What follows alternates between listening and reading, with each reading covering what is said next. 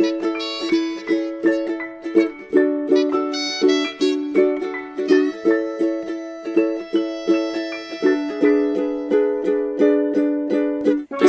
murder party, let's see who's gonna die. The god of death is ready to see who has to say bye-bye. It could be a writer or a nurse, but why does the seer always die first?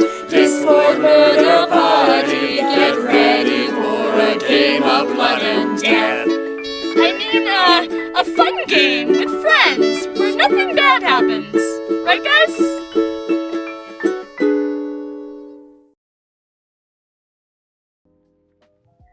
Hello and welcome to Discord Murder Book Club. Let's see who's gonna book. A DMP retrospective podcast stream thing. Or maybe just a stream about my gradual descent into madness. I am your host, Kristen Crime Straczynski. I am not some kind of murder god. She's a character that I played, like, years ago. And I am joined by my best friend, my mortal enemy, and my partner in crime, Alex Beckham. Hello and welcome to Discord Murder Book Club, the show where we discuss Discord Murder Book Club, which is respectfully the show where we discuss Discord Murder Book Club. No! That's not going to be a thing. There is no Discord Murder Book Club. We just skipped straight to the 3 in a row. No, denied, no. Explain why. Because no. Don't worry. That's a bad explanation, and you know it. Oh my god. Thank you, Split. I know you got my back. Always. Speaking of which, my older brother is also here, Split Guardian. Hello. I blew through several traffic lights to make it here on time. He sure did. I'm not gonna say this is not familiar to the state of DMP, really. It is what Honestly, it is. Yeah, this is pretty normal. And we are joined by my wife, Queen Creeps. I haven't slept in 6 years. Me too. Feel that deep in the roots of my soul. God. So, we'll be discussing episode 8, which, I cannot remember the name of the episode off the top of my head. I really should know it, but I don't. I'm sorry. I think it was on to the other side or something like that. On the other side. Yeah. Because of the... Yes. Alright. And here's my brilliant behind the scenes for why I named the episode that. Because usually I name the episode something cool and mysterious and no one objects and it just passes and gets uploaded anyway. The reasoning for this one, I recently watched The Greatest Showman. I mean, that's literally what your characters said at the end of the episode. So I was just like, that's the thing they said, and I didn't question it any further. God. So, yeah. So this episode is, actually a little lighter on plot content for a number of reasons. I initially had it written down here that we were gonna listen to Waltz, but actually I've decided to hold off on that, because eventually we'll probably have a stream where we discuss Waltz, and I figure I might pull Juno on for that, and we'll listen to the original then. And I thought that would be more thematically appropriate. So... But don't worry, if you want to hear Waltz, you can hear me singing a line from it in this episode, which did not make me immediately just, like, crumple in shame into a little ball upon hearing it. It did make me do that, but that's fine. Right, so this episode, as you all know, after Tommy, woke himself up through sheer force of will, I then had to go, what the fuck are we gonna do? So we go to behind the scenes, which, Alex is once again being my hands, so, Oh my god. Oh god, yeah. So, I want to start here. So, I was talking with Nissa, and here's where we reveal a really fun thing. Split was dangerously close to not being here for this episode. Oh no. Oh no. I don't know if you remember this, Split, but you you had been scheduled for a shift at work, and also like you lost your phone when you were visiting me in Michigan. So like not only were you scheduled for work, but it was going to be hell for you to figure out how to get someone else to take that shift. So Yes. Yes. I do remember that slightly. So imagine me sitting there Murder God just made this really cool deal with, he's like, ha ha ha, he's the protagonist, he's the hero, and he's got to save all these people in the next episode, and he can't be there! I think you were, like, debating canceling the episode. Oh, well, if we move on to the next one, you'll see that. Well, let's proceed. So I'm like, there's a real possibility he might make it, and I'm not sure what I'm gonna do, because fuck at the pacing, Vincent not being there basically drops the building instantly. I can work off that I have their cast members, but I don't! So I don't know what to do. Like, I've got McGillicuddy, who we are pointedly trying to make his understanding, and there's Tommy, who's supposed to be botched awoken. Fuck. Well, I don't know what the fuck to do. Well, Vincent's gone. I guess you're all having a very nice beach episode. Discords, everything's actually fine. No memes, no jokes party. There's no murder. We just go on vacation. I mean, I guess I could just make it a filler episode. Or I could cancel it. There would be riots if we canceled. You are correct. Yeah, see, like, this was right after we got, like, $400-something for one episode, and it was easily our most popular stream. At that point, like, Anxiety Brain Alex was definitely thinking, we need to appease these ravenous masses of people. I mean, I was like, we can't fucking cancel it. That's gonna fuck with the pacing. Like, it's supposed to end with the end of Camp Streamix, which, spoilers, this Camp Streamix went on for way longer than all other Camp Streamixes went on. But I was like, we can't do that. Can't do that. Yeah, no, but the pacing. There were so many episodes, so we had the finale. Yeah! I guess I can make this episode a study on what happens when the murder god loses her current main character, because obviously she needs Vincent for this thing to work currently. I could also have Tommy actually be awoken after all, and maybe focus on getting his backstory stuff together, maybe? Or beach episode! For pacing purposes, Murder God having to work with Tommy being awoken is probably our best bet. She needs a story, and a filler episode would destroy the story.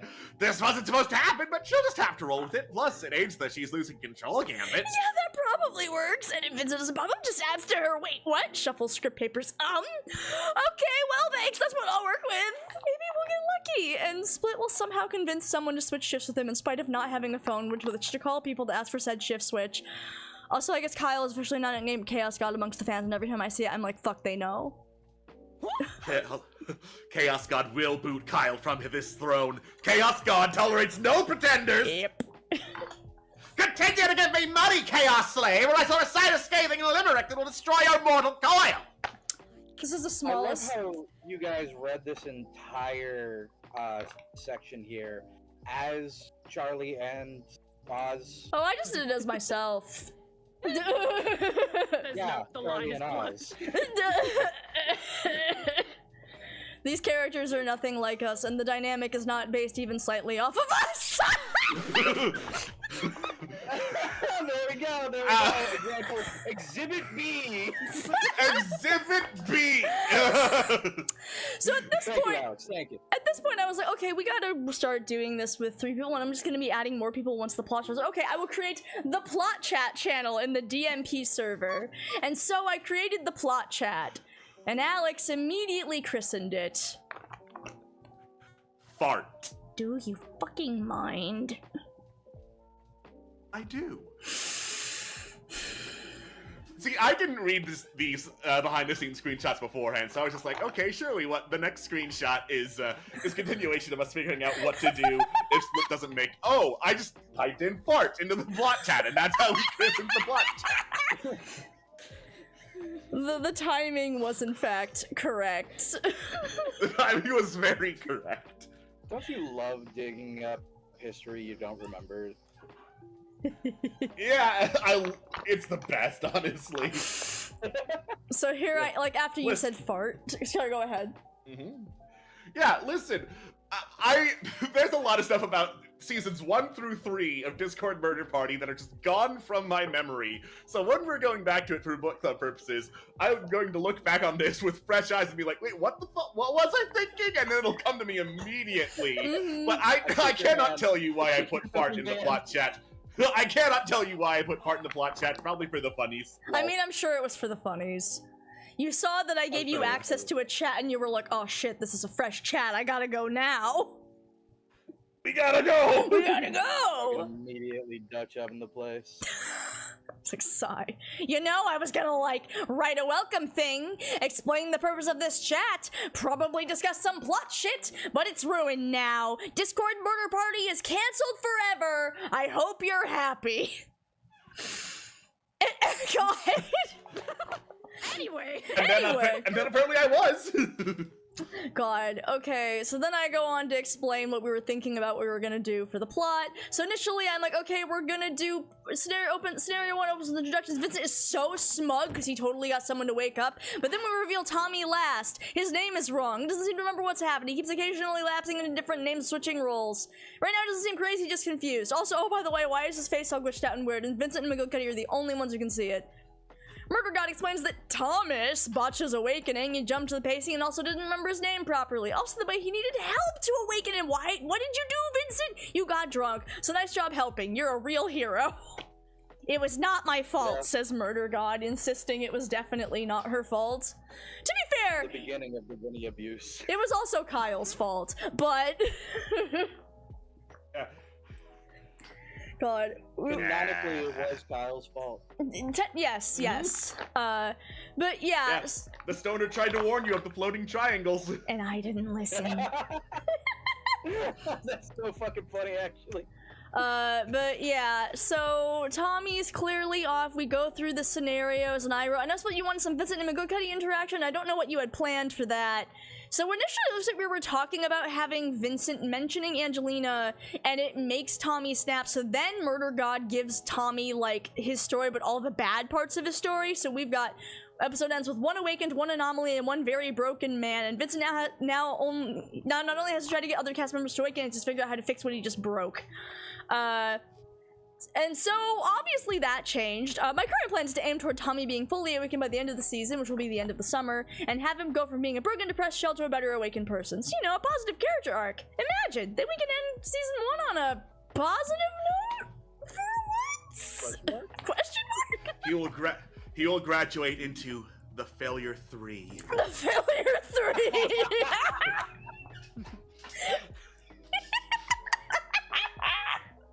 Ooh, God. That's so funny.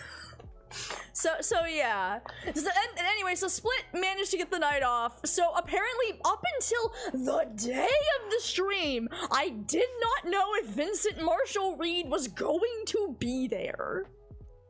Hell yeah. Hell yeah. God. Right by the seat of our pants. I broke several traffic laws. Woohoo! Let's go. Let's go.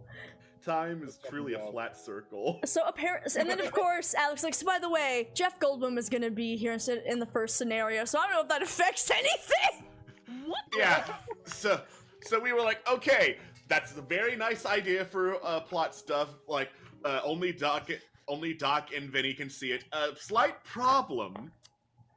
I'm playing Jeff Goldblum and not Doc in the Jurassic Park scenario. I love that I did not question, can you not just have it be Doc for the sake of the plot? I just went, well, I have no choice. Jeff Goldblum is there instead, so I have to work around. Like, I didn't even ask you to change it. I just went, yep, okay. The line blurs. At no point did it occur to you, could you not play Jeff Goldblum during this scenario? Because I think because I was playing Jeff Goldblum and Darby just assumed I was playing Doc, he was going to play a character that was basically Jeff Goldblum, but then he noticed, shit, I'm Jeff Goldblum, and that's what caused him to change into the Velociraptor again. You know what? And honestly, that's fine, because him being the Velociraptor is the funniest thing he could have done. So, it worked out. So I just go, yep, Jeff Goldblum is going to be there, and I was like, okay, well, the big Tommy is then scenario 2, so I just have to find to move it. And then I'm like, maybe that would work better. So the ending is you two figuring out what you're gonna do instead of, well, here goes the murder god, making things exciting again. I considered maybe having the murder god leave for a bit and basically put the game on pause, but she didn't account for the fact that the awoken characters are still aware when the game isn't running, so y'all get to talk! That might be too many moving parts in one episode, though, considering I also gotta run 2 Mafia games. Some of the fan art, yeah. Some of the fan art seems to indicate that's the case. Well, I basically went, yeah, it's a good idea, fuck it, because there was art of Vincent and Doc just hanging out in There was art at that point. Before they really had any meaningful interaction, there was art of them. Yeah. That's actually how the Star Wars X-Wing books used to be written. Write something. See a good fan theory. Use it. Shh, it was a part of the plan the whole time. Okay, well, pacing-wise, I think we either gotta have the adventures of McGillicuddy and Vincent, or this episode is about ruining Tommy's life forever. I think if we cram both in, it would be too much. I guess the question is how pressing the Tommy thing feels given he just woke up last episode. We have 4 episodes left this season. I don't even know it. Man, imagine 2 plot events in 1 episode? That's way too many. That's way too many. I was like, it might be more fun to have this episode be McGillicuddy and Vincent than have them try to help Tommy next episode and fail. Or it might work better just to have cause terrible misery now, since, again, the Tommy issue is very pressing now. I'm fine with either. Justification for not focusing on Tommy this episode, besides it's our show, the audience doesn't set the pacing, would be Vincent realizing he needs help to figure the shit out and turning to the one man of science left to trust. That's the best teammate anyone could ever ask for, obviously. So, cool, you know, we decide this is what we're gonna do. I was like, I can't have every episode be a murder god speech. That would get old real fast. I said as I looked over. Imagine constantly, it would get old so fast if Murder God constantly gave speeches, you know, like she does whenever she narrates the game, and it's fine. Anyway, so I'm like, I gotta make a Between the World screen or something. Maybe I'll use the maybe we use the B-Red back screen without mute. It'd be kind of cool to have a white screen with red strings over it, though. So I made that, and it took me like 2 minutes. And then, meanwhile, Nissa is down here, just being a regular person. Poor Nissa. Trying to read all these messages just after waking up wasn't my best idea, so I want to make sure I caught up, right?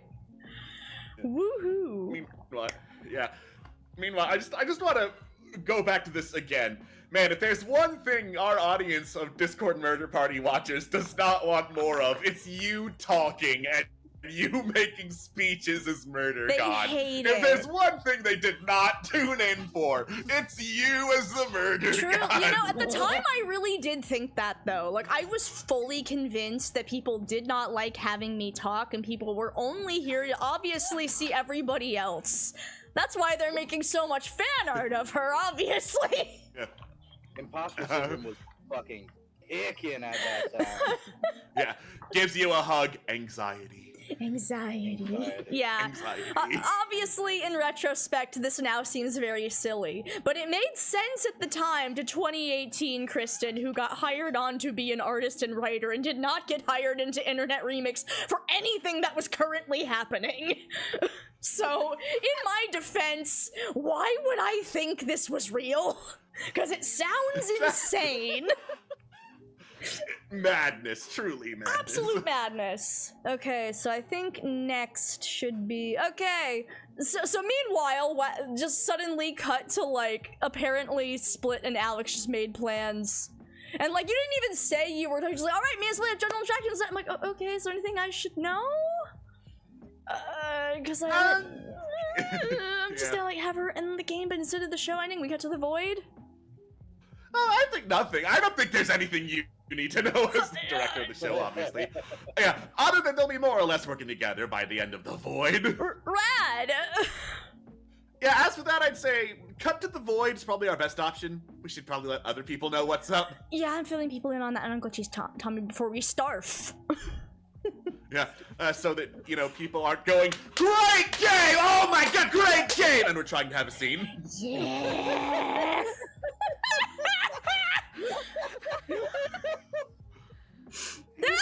I'm like, okay, here's the background. Alex, I was like, can you put this in OBS? Would that be too hard? Yeah, Wow, it would be so hard. I mean, how could I possibly... Anyway, the incredibly complicated void scene's been set up. I mean, look, between the hours of work I put into the visuals and setting up the actual scene, this is clearly a masterwork. Would it be dumb if I somehow set it up so the voice ends at the end of the episode instead of like mid-episode? I don't know, I just want you and Split to send out the outro so it stops being me, but I'm not sure how it would set it up. If it was an end of episode, I wouldn't have to juggle both that and getting everyone's ever-changing and... I don't know what to name myself names down. Plus, it would mean no matter how quickly McGillicuddy dies in the Kami scenario, it still happens. Oh my god. Point. You know what? I'll just set you both up as murderers, so basically end of game, I can set that up. Yeah. So this is what this is apparently creating my most lethal mafia combo was just me going, for the sake of the plot, you'll both be the murderers. And then we fucking cleaned house. Yeah, and then everyone but us was just wiped off the board. Just get wrecked. Get fucked, losers. It was when the scenario started that I suddenly realized, oh, I've created monsters. Oh no! Oh no! Oh no! Well, because you'd both been murderers before, obviously, and every time, usually the murderers do better when either of you is a murderer, but it did not occur to me until I put you two together, oh, this is broken. If I want the murderers to win. Yeah. Cracks knuckles. Let us carefully calculate how to decimate the rest of the cast. I like the way you think, Alex. I love those magic words. Let's go. It's chaos time. It's chaos time. Anyway, here's this planning that happened. Yeah, so the most important start of the plan was, oh shit, you're asking me about, okay, how do we plan this? I got brisket. You don't want to hear me much about fucking brisket.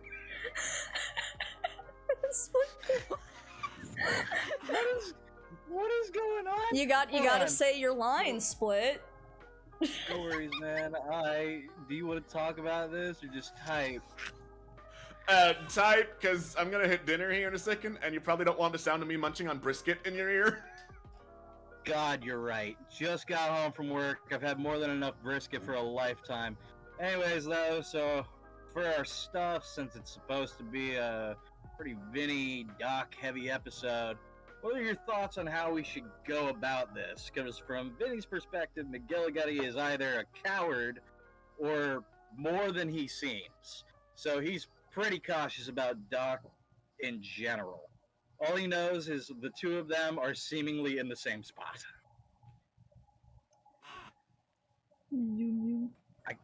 I can basically see this being more of a Doc episode, honestly, where Vinny digs into him more, trying to learn more about him, maybe get him on his side, etc. Given the way the plot's going, kinda has to be a Doc episode. Doc has never really had anyone to talk to about the unique circumstances, so Vincent being awake does present a unique opportunity to be frank. But since he's been through the games countless times, it'll probably take a bit for Doc to care at first, since everyone around him has been an interchangeable body. So I think Vinny would be doing his best to either get the Doc to man up or speak up, since ignoring him isn't an option, and Vinny needs help setting people free. Which would culminate in the Void scene, where they actually start talking and, like, agree to work together, more or less. Like, once Doc realizes Vinny's sticking around, that's when he starts an actual attempt at caring about him as a person. Anyway, that's me spitballing. If you have ideas, though, I'm good at playing off people. Dude, I love this, yes. Thumbs up emoji! And then you both thumbs up at each other. That's literally all you did. That is all we did. Oh, and then the rest we just figured out. A final important thing. This actually came the previous episode. But someone asked if Cammy and Bro, like, when was this whole thing set? Like was it planned that they were gonna do this? So Cammy did not know, but Bro did. So, like a couple days before this was when Bro and I had agreed that, you know, he was going to be playing the serial killer that killed Christine's family. So Cammy came to Bro unprompted and went, "Bro, so do you want to play best friends in every game?" Bro goes, "Oh, absolutely!" Ha ha ha ha! And I go, "Perfect!" So Cammy did not know. So at no point was Cammy aware. Nope, and we'll get more into that when it's time for that reveal. But for now, you just need to know that this was indeed in the background. God. Okay. Yeah. So, I think most of the group chat stuff is, let's check group chat, but I think most of it is like, yeah, most of this is after the thing. Although, wait, technically this is out of order, but we should click on the wheel picture. The number 11. That one.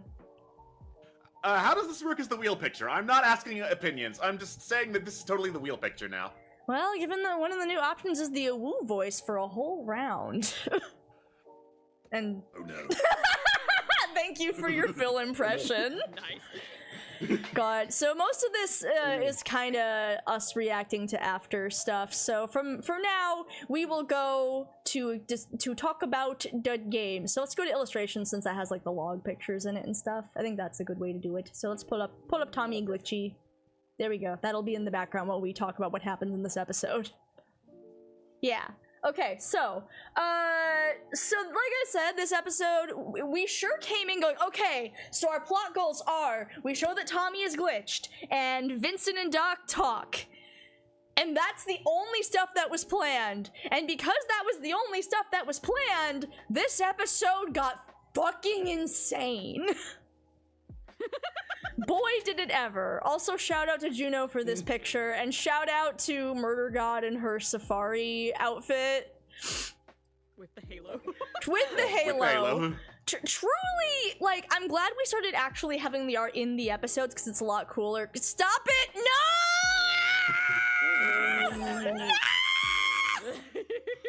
Get in there.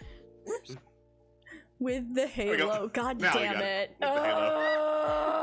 I want to die. Anyway, I'm glad we have the actual art in the episodes, but we are missing the joy of the people drawing the log art, drawing Murder God in outfits for the episodes, drawing everyone in outfits for the episodes. Truly, we're missing that, but it is what it is. Anyway, so episode 8. As I look through the minutes, we sure did start with a trigger warning because this was our, this was an interesting episode, to put it mildly. Anyway, so it turns out this episode is the intro where I do not realize that we're live, so I stumble and like I'm like, are we live? And Alex goes, yeah, we've been live, and I'm like, I panic, and then I jokingly say that the stream is canceled, so Alex just like cut to the stream ending screen while I was still talking. Yeah. I would confirm at the start of the stream the donation alerts are turned off. This is the first instance of us saying out loud that DMP is becoming a live theater production, which is why we can't constantly be yelling thank you for the bits.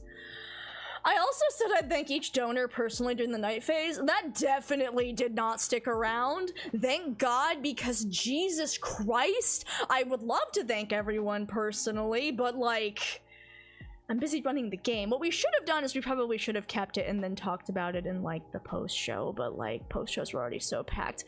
I hope people understand we were grateful that they gave us money, but also it's hard to make Discord Murder Party. That's what I'm trying to say. I hope that's made clear as you hear about this. It is hard to make the show. Oh, yes, the Weird Out jingle did trigger. That's my alert noise on my phone now. I promise you're not going insane, and no one in your vicinity is being pushed into like freezing people to death or, you know, killing anyone or We know of. that we know of. Anyway, okay, so also of course Uwu is on the wheel. That never actually landed on the wheel this round, thank God, but a bunch of other things came up. Also, the audio for me is significantly better because Steele taught me how to use my mic properly.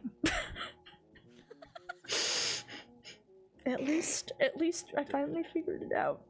It's fine. And by I figured it out, I mean Steele told me how to do it and showed me how to use my microphone, so, you know, it's fine. It's a little embarrassing, but I don't have, I think I still have the audio somewhere, but there's literally, like, audio of, like, me testing, oh my god, I sound, it works! And Steele's like, yeah, like, in the background, oh my god, you made it work!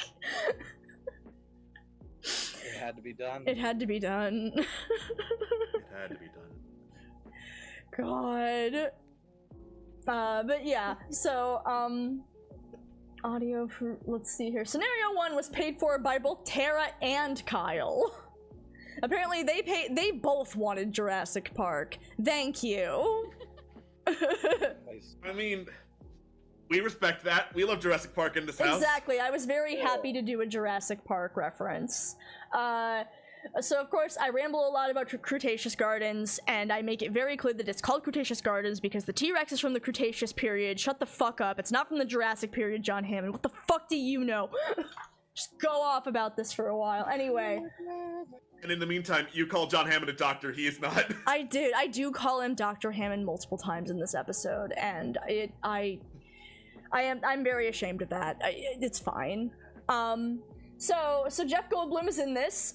He claims he is not Dr. Ian Malcolm, he is just Jeff Goldblum, and nobody is listening when he says that it's just Jeff Goldblum. I do not know where the bit happened claiming that Murder God had lured the actual Jeff Goldblum here with a Subway coupon. I thought maybe it would be in the episode, but it was not in the episode, so I don't know where that bit happened. It's not in this actual episode. I mean, I choose to believe that it was just off screen. Maybe we talked about it in like a voice call afterwards. Maybe. Just decided it was canon. Yeah, either the voice call or maybe we might talked about it in the post show. But either all I know is I thought it would be in the episode and it wasn't in the episode. Gail was playing Rusty Dino, who was stuck here with Nina, was being babysat, is 12 years old, is sleepy beepy. Speaking of Nina, Nina's played by Queen Nina Conway. She's the ticket taker for the amusement park. She's dead inside. Is going to be the Tanner shortly. But for now, a townsfolk. Let's see here. Juno was playing Rexy, an actual T-Rex. Truly committed to doing the T-Rex noises aside from the point where we're doing a musical, at which point Rexy sings the song from We're Back Dinosaurs on Parade. It was very good. Phil was playing Jebediah McCamp, prone to saying I do say, meant to match the folksy energy of the info ride in Jurassic Park. Good for him. Bro, Tito Rex. I fucking forgot to introduce them at the start and I started humming the Jurassic Park theme song, and then Alex cuts it. We're not allowed to say that for for monetization purposes. You cannot do this. I'm like, no, come on, we're gonna go look at the Brachiosaurus. Oh, you forgot to just no, Brachiosaurus. I'm like, Tito is BFFs with Dina, and they share a room. Oh my god. Nissa is playing Tillium Grunter, famous movie star actor from the show Space Traveler. Glitching. No, it's fine. We'll get to that in a bit once we watch the scene. But first, we gotta get to the other people here. We've got Darby, who previously mentioned was going to be Jeff Goldblum, but when he found out Alex was gonna be Jeff Goldblum, he decided to be the OG Velociraptor, aka, I wrote this down in my notes, the Return of the King. Of course, Split was here as Vincent Marshall Reed. Not thrilled to be here. Calls Murder God the bane of his existence, and she says, and you're the bane of mine, sweetie. Incredible. We already now have a wheel spin every round, RIP. I gave Kyle the wheel list like a menu at the restaurant. I just gave up. We spun the wheel. We hit number 11, so the Tanner was added to the game, and bro was so excited that he just yelled, yay, as soon as I mentioned I was adding the Tanner before I could even explain what the Tanner was. What a mood. What a mood. The Tanner, for anyone who needs reminding, they're just so fucking depressed that all they want to do is be killed, and they win if they're killed. In some games, if the Tanner dies, then that means the game is over, they've won, they're the only one that wins. Other times, it's just a personal goal. apparently, when I initially read this, I said that the Tanner wins if they die, but the game still continues. But boy, did we ever! It's a good thing we remembered that. Yeah, good thing you remembered to keep doing that.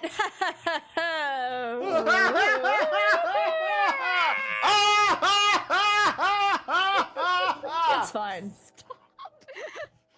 Anyway, the murderers in this scenario were were-velociraptors, wherein the mosquitoes got out of the amber and heard a lot of classic rock in the lab before biting some scientists, so that's why they turned into were-velociraptors. Reasonable. Yes, the seer was the chaos theorist who just knows shit because the plot says narrative foreshadowing. The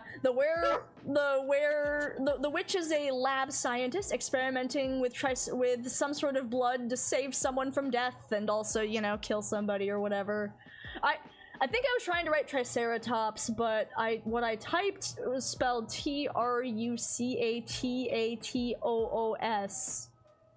Trucatacus. Blood. Trucatacus. The gardener in this case was actually a gardener because, you know, the landscapers in Cretaceous Garden are really doing an incredible job, but nobody, and so they're basically handing out flowers to remind people of their hard work. It's very cool, and honestly, I think I'm a genius for that one, actually. Very smart of me. But I think we should watch that Tommy glitch scene now, because, you know, it's important to the plot, so we're gonna watch this as a family. So good old Vincent Reed, how you doing, buddy? You are the bane of my existence. And you're the bane of mine, sweetie. I love you. Good. Anyway, we've also got Tillian Grenter. Wait, what? Yes, hello, I am Tillian Grenter, famous movie actor on the show Space Traveler.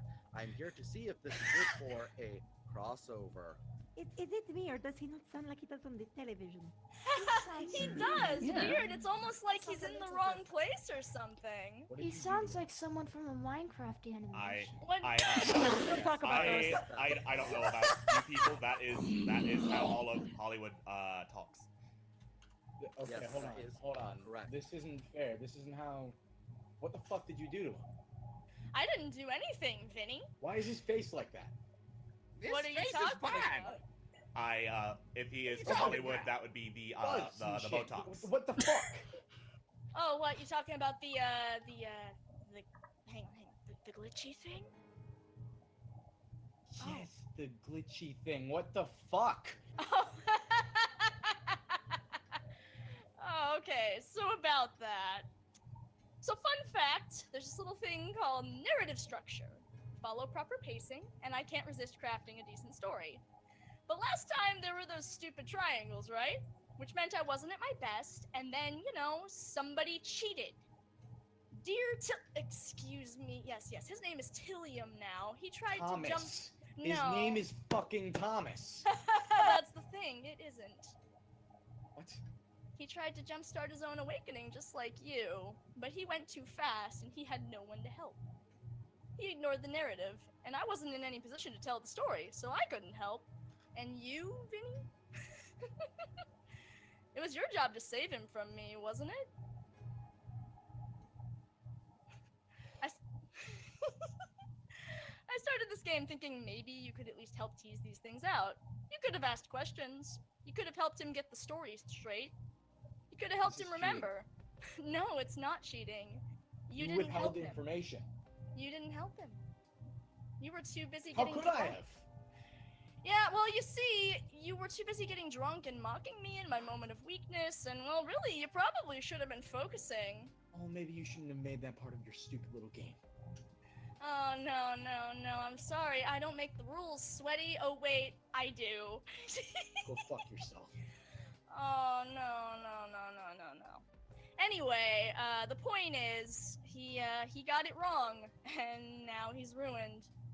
He's spilled the puzzle pieces all over the floor, and this is what's left.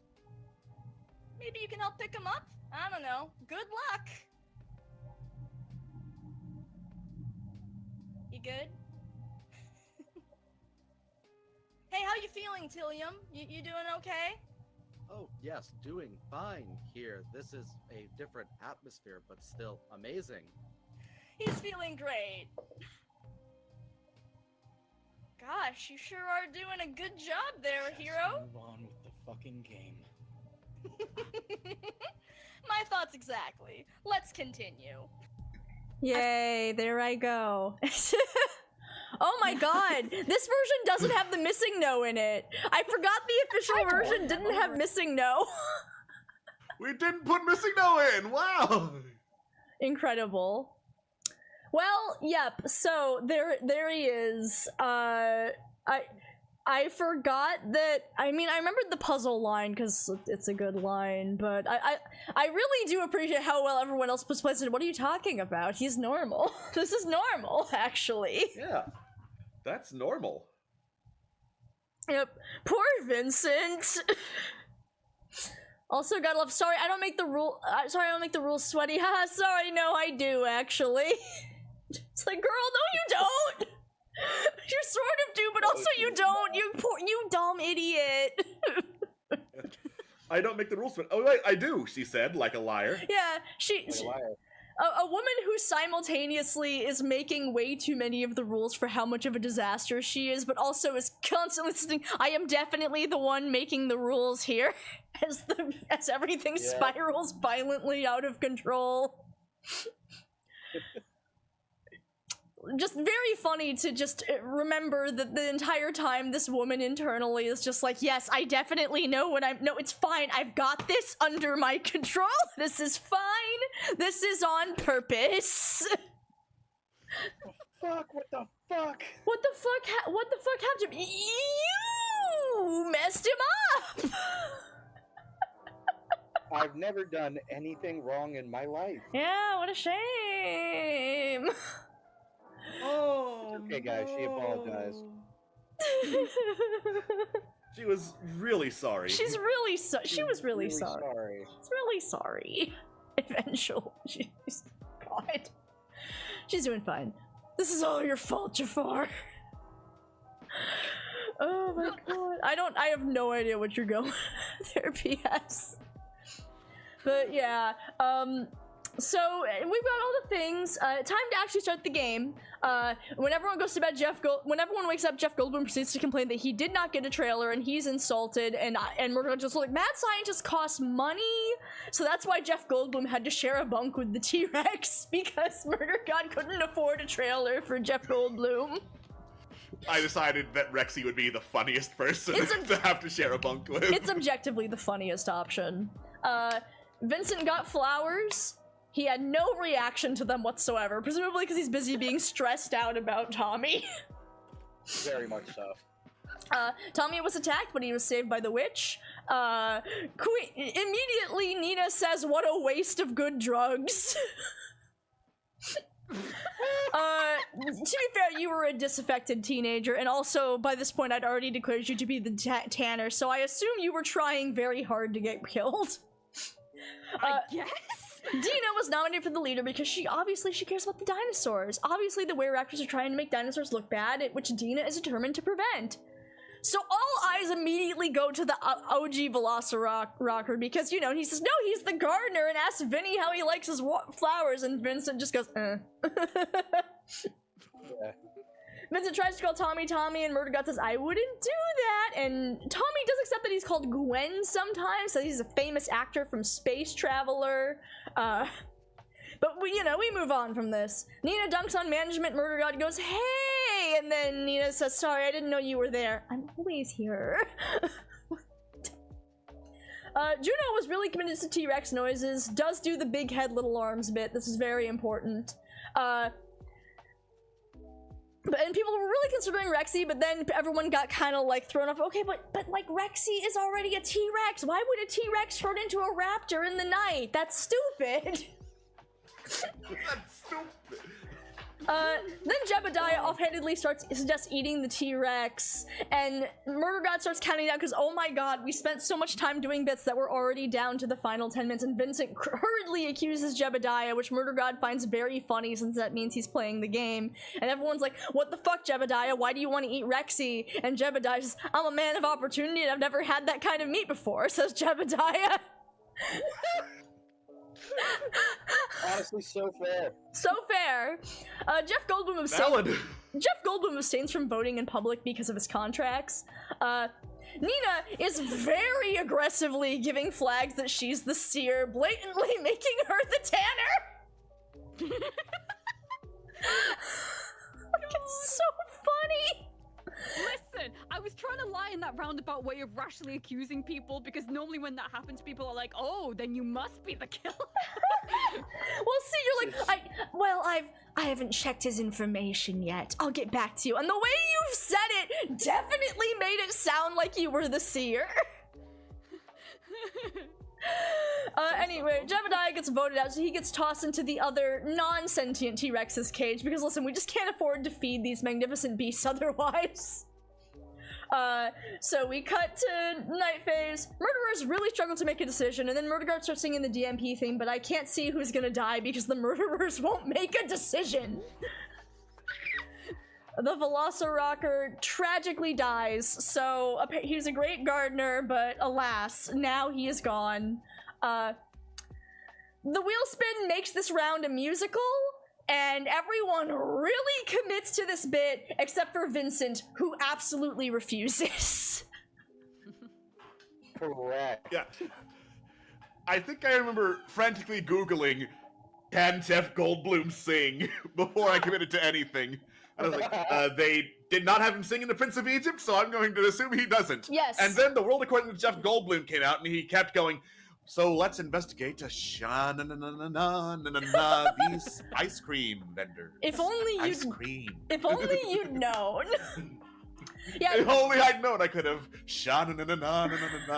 my way through. You did actually actively have Jeff Goldblum. He's like, I don't sing because they cast someone else to sing for me in The Prince of Egypt. Yep.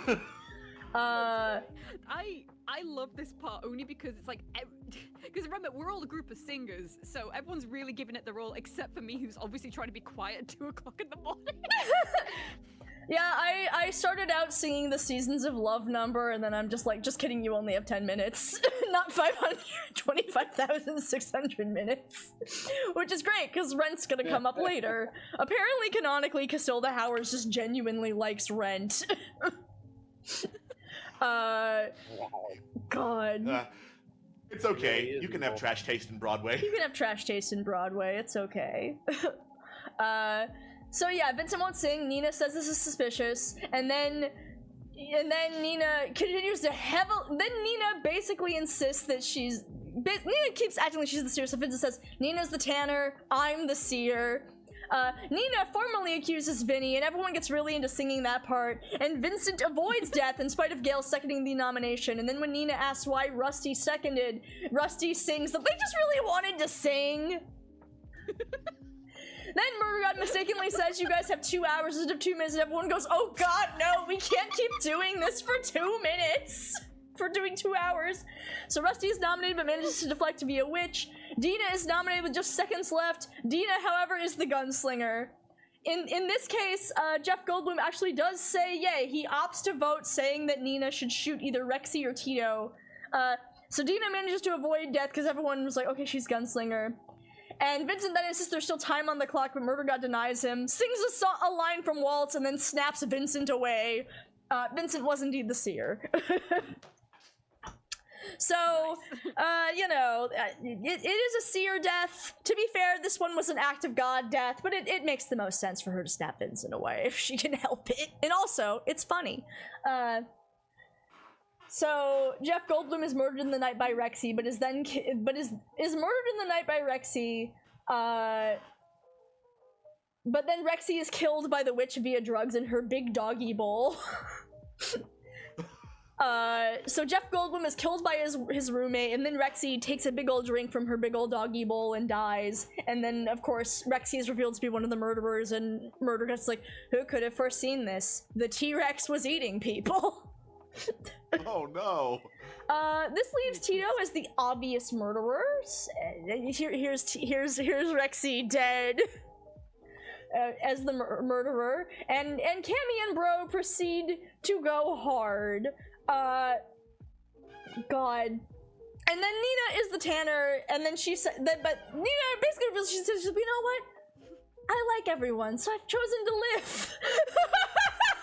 so she has a character arc in this one. True Wow! You did it, Nina. What a turnaround. God. And then Tillium nominates Tito, but initially calls Tito Tim, and then says, sorry, you just look like a Tim. And then, of course, we have one of the first big dramatic Cammy and Bro interactions. So, let's do this. This leaves Tito as the other Velociraptor. Yeah, because I'll admit, I am the Tanner. But, you know, hanging around with you guys, I kind of feel like there's more in this world for me. So, gross. the only person we can point to now is Tito. Real quick, Rusty. Tito. Tito, tell me it's not true! Dina, I was with you! I was asleep most of the night and you know how heavy I sleep! How do I trust you? Dina, you've known me for years. How would you? If I was aware of anything, you would know first.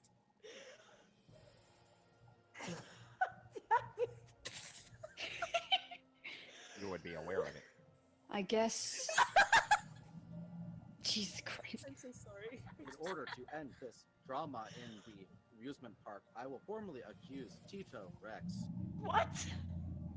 Yeah, I'll second it. No. Oh man. This drama's real good. Tito, your defense. Miss Dita! Excuse me, sorry, I'm getting this all out of sorts. I'm sorry, the singing was so beautiful, I got a little distracted. Dina, your prosecution. Excuse me, I definitely got that wrong. I am so sorry. Somebody accused, and I am getting... It was Tillium. Accused. Oh my god, why did Rusty light up when you talked? Oh well, Tillium! You were the one that prosecuted. Please, go right ahead. It's okay. It will be You okay. see, with all the information present, Dina is the gunsman, Nina is the tanner, Rusty is the witch, I was attacked as a townsfolk, and that just leaves Jim as the murderer. Jim? Jim? It's Tito. Jim. Tito! Sorry, Tito, your you look defense! just like a Tim. Oh, Tito, your defense! Your defense! I don't. Dina, I'm so sorry. Tito, what are you saying Dina, to me? I'm so sorry. It What just are you happened and I wanted to learn more. Miss I Dina, came here please with you hold because I down! wanted to learn more. I wanted to learn more about why. Why what? Never What was worth out of these lives, Tito? Miss Dina, relax! It's okay! It's okay. I didn't know. Well, I knew, but I didn't know if you know. I just... Nina, I'm scared. Please. It's okay. I'm sorry. I'm sorry, I never meant to do it to you. I wasn't being smart. I didn't You want with to my do it to research, you. Tito. I wasn't We're going to being do this together. I wasn't being smart. What I thought it's all I had. I wasn't being smart. Dina, I'm so sorry. We need to end this. Go ahead. Go ahead. I've heard too many already. Go ahead. Go ahead. What do you all do to her? What do you all do? You know what? I'm just... Dina, I don't want you to have to kill your best friend. I'll do it. I'll use one of my formulas. It'll be painless, I promise. promise. You trust me. He promises, Dina, we have to do this. Dina. Bestie. This is my friend. We will do this as we should. Dina, you might want to look away. No. Tito. No, this is my friend. Tito, If take this this. is true. Tina, If this is true, we do this on my terms. We do this on my word. You're filled with hate. This isn't healthy. This isn't hate. I'm doing this with every fiber of love in my being. I do not want Tito to hurt anyone else. Dina, I love you. I love you too.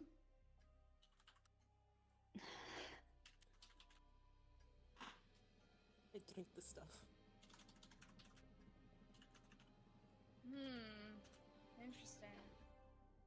Do you have any last words as you lay down, maybe in your friend's arms? I don't know, that's probably... Please, not enough. can we? Yes, oh my god. I'm clinging on to Tito with every fiber of my being. Children, I am dying at this very moment. Fuck. Do you have any final words? Fuck you. What? Directly at her. Dina, I love you. I'm sorry. I don't know who you're talking to. Tito. Why? Why, Tito? She passes. Jesus Christ. Jesus Christ. That was Damn. beautiful. God. So I want to make it clear, Cammy did not know Bro's lore, but Bro did know Cammy's lore by this point. So it's intentional foreshadowing on Bro's part. It is not intentional foreshadowing on Cammy's part. I say this with all the love and affection in my heart. Cammy is always 110% that bitch when it comes to acting her heart out for drama. This is true. Truly peak. The more she's like, can I, miss? I know that we've already lost, but I'm the gunslinger, so I'm gonna shoot, not Shadow the Hedgehog anyway. And then, can our characters always be best friends? So it's always dramatic when one of us dies or one of us is the murderer. Incredible. Also, shout out to Junior looking Murder God in the eyes and saying, fuck you, damn. Hell yeah. Rare amount of intense, Angie for Junior, no last name. You know, it turns out when he's a sleeper, he's got a lot of feelings that he does not express when he's like awake, which honestly that tracks. God. It's tracks. Super tracks. Somebody in the fan server put this really well, is that I think why season 1 worked so well was the fact that all the characters were in this one singular reality and it obviously made sense to them. Yeah. So it just has these, like, you never see these characters again, but you're so invested in the story, and then it gets better by the fact that Vincent's just sort of there having to suffer. Yeah. No, the fact that, like, basically there is a new reality and a new story every time, and all of the characters are really committed to making this seem like a real place with real people, and then Vincent, who's clearly out of it, and everyone just acts like it's really normal for this fucking World War I pilot to be here. They're like, yes, Vincent, and Vincent's just like, because he knows if he doesn't say the right thing, their brains will explode. Yep. Just happened. Yeah. Vincent Marshall Reed is having a very interesting experience. So yeah, season 1 of DMP is very unique in that manner. But yeah, I really like this scenario. It's a lot of fun, and also, I mean, I couldn't have known this would mean that Jeff Goldblum was going to constantly appear in the show, obviously. God. I thought it would be funny. Listen. It's okay. It is really funny. It's just... Jeff Goldblum is important to the canon of Discord Murder Party. Another one of those things that makes DMP fucking impossible to explain. Jeff Goldblum is important to the plot of Discord Murder Party and shows up with relative frequency. That was literally me the other day. I was trying to explain like a summary of DMP to my friend Sammy, who's never seen it before, and then Alex just DMs me saying, "Oh, just mention that Jeff Goldblum is important." Yeah, that'll really help clear it all up. Just tell him Jeff Goldblum is important to the plot.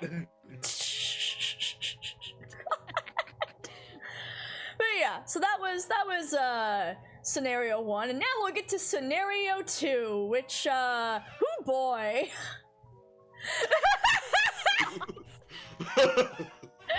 I fucking love this image so much. Loving Murder God's 90s shirt that's just been kind of thrown over her dress while her dress has been shortened. It works. It works for her. It's the most 90s you could possibly get. Yes. So whenever I see him and stuff, I'm like, it's Jeff Goldblum from DMP. Yeah. Also, a while ago, there was a question about why we decided to have the Sexy Brutale music be in this. That we talked about this in episode 1 of Discord Murder Book Club, so check that out. Anyway, right, so, scenario 2, aka Hippie Artist Commune, aka do you guys remember Rent? Because I really like Rent. The hippie commune is called Casilda Town. I'm just gonna say that Casilda Howards canonically liked Rent and has trash Broadway taste. Look. It's okay. We all have trash Broadway taste. Look, Rent is incredibly problematic, and I love it with all my heart anyway. Listen, it has a lot of problems, but, you know, it was some of the first gay representation I got to consume as, like, a, you know, a person who did not realize yet that she was queer teenager in a conservative household, so, you know, I liked Rent. I now understand a lot of things about Rent that are questionable, but, you know, when you're 14... when you're 14 and you have nothing else to go off of. The VOD is no more. The VOD was obliterated for the why. In relation to, hey, why did we do Sexy Brutale? We cannot answer that question readily because the VOD's obliterated. The VOD's on my YouTube channel. I'll try to get the breaks and stuff edited out so I can get it up there. I'm sorry. It'll be up there when my hands let me do the editing, or when I give someone access to my YouTube channel to do it for me. Either or. We'll figure it. I promise it does exist. I just doing this sort of thing is difficult when you do not have hands that work very well. It makes things kind of difficult. But we're doing our best. Yeah, it exists. Like Steve. It does. Steve exists, okay? Yeah, that's what I said. It exists, like Steve. Oh my god. Channel name, Crimes Time Live. Same as this Twitch's. Currently all that's on there is like my Deltarune Chapter 2 playthrough. But there's a bunch of other videos, like the Sibling Power Hours and Discord Murder Book Club and all of Deltarune Chapter 4. Like, I have all the videos up there, I just haven't edited them yet. And they don't need a ton of editing, I just need to remove the breaks, so it's really not that much. It's just a matter of, like, when my hands work. So, sorry about that, guys. I'm doing my best here with my little body not working. But anyway, we're gonna talk about scenario 2 now. Right, so, hippie commune's called Casilda Town. God, was I ever really like, almost every other fucking scenario is dropping the Casilda or Cassie name. I am truly amazed. Like, I thought for sure someone would grab onto this, and nobody ever said anything. Not a single For soul. years. Was like, yeah. Oh, that sounds a little off. Anyway. Yeah, nobody ever said anything. Wild. But yeah, so, here we are in Casilda Town. it's a little hippie commune in the city in our little like rundown factory where we're all living. It's a good time. Dr. McGillicuddy was in this. He hated it so much. I will say I did not come out saying it was a communist commune specifically. It's like an artsy bohemian community. You're the one that decided it was communist. Because it sounded a shitload like communism to me. Oh, it's just a commune of people who come together as a singular collective to pool their talents. Yeah, that's communism. Not inherently. I mean, to cartoon Dr. McGillicuddy, it might as well have been. Yes. My point is, I'm not the one that said it was communist. You're the one that made this the communist scenario. This is on you. It is not on me. To be fair to Not fucking do it again. Again, what is he to assume when every commune in his time is communist? This is true. Exactly. Communism is when people collaborate. I am blameless in this assumption of communism. Okay, here. okay. I mean, it's communist has commune in the name. I don't know what you want from him. God. Makes perfect sense. Anyway, so Gale was playing Momo, who was summoned via wheel spin, canonically here from Fallen Empires via the deck of magic things. Very stressed out, scared of Murder God, let him go home. Cammy was going to be Mary Jane, but then very quickly got changed to Ileana via wheel spin. Apparently she does metal work here? Townsfolk. Juno was playing ATMZ, aka Banksy. All statements were delivered via telephone, which is unfortunate if no one picks up the phone. Yeah! Foreshadowing is a literary device in which... Phil played Blandy Blorhall, aka Andy Warhol, which, as an art major, I found very funny, and I went off about this for a bit before saying, if we could work in my hatred of Picasso, I'd be set. Queen played Becky Cinnamon, creator of Stevie Galaxy and the Shiny Rocks. Hi! There she is. Bro was playing Seraph, which I initially pronounced as Sir Rafa. Jesus Christ, I'm so dumb. Obviously, Angel from Rent. Nissa was playing Tobias Green, here to make rings for whatever, including your ass. Incredible. Incredible. Darby played Willie McWillicuddy. Comes in playing flutes, Kermity, probably a Muppet version of McGillicuddy. Vincent asks if this is a spite thing to make Doc a puppet. Man, the foreshadowing on this one sure is on accident. Foreshadowing is a literary device. Yes. Vincent, no idea what's going on, annoyed by the lack of patriotism, pretty sure he took a wrong turn. Murder God says he's Vinnie Van Gogh now, thanks to the chat suggesting it. Oh my god. The murderers in this were capitalists, aka obviously corporate sellouts out to convert people. Absolutely destroyed everyone because, as previously mentioned, Alex and Split were the murderers together, which it turns out is a very dangerous combination. Powerful, what can I say? The seer was a dreamcatcher weaver. Maybe a little culturally appropriative? It's fine. This was part of the bit, was me saying maybe you're kind of culturally appropriating by doing this, but you know, at least you probably catch important things. The witch was a healing crystals collector and seller, annoyed by a competing crystal seller at the craft fair, but that's not important. The gardener is the free love man, aka out to spread love, find time with people who matter. I just said you bond with someone. I did not initially pitch this one as sex, but I did say free love man, so I understand how we got here. Oops. So choices were made. I think this one, could we go to the group chat real quick? So in the night phase in this one, where is there it is, 6, top right. So Bro was supposed to be the gardener. Seraph was supposed to be the gardener, but I fucked up and I forgot that Bro was supposed to be the gardener. I mixed up the gardener and the seer. Oops. This is unfortunate because, so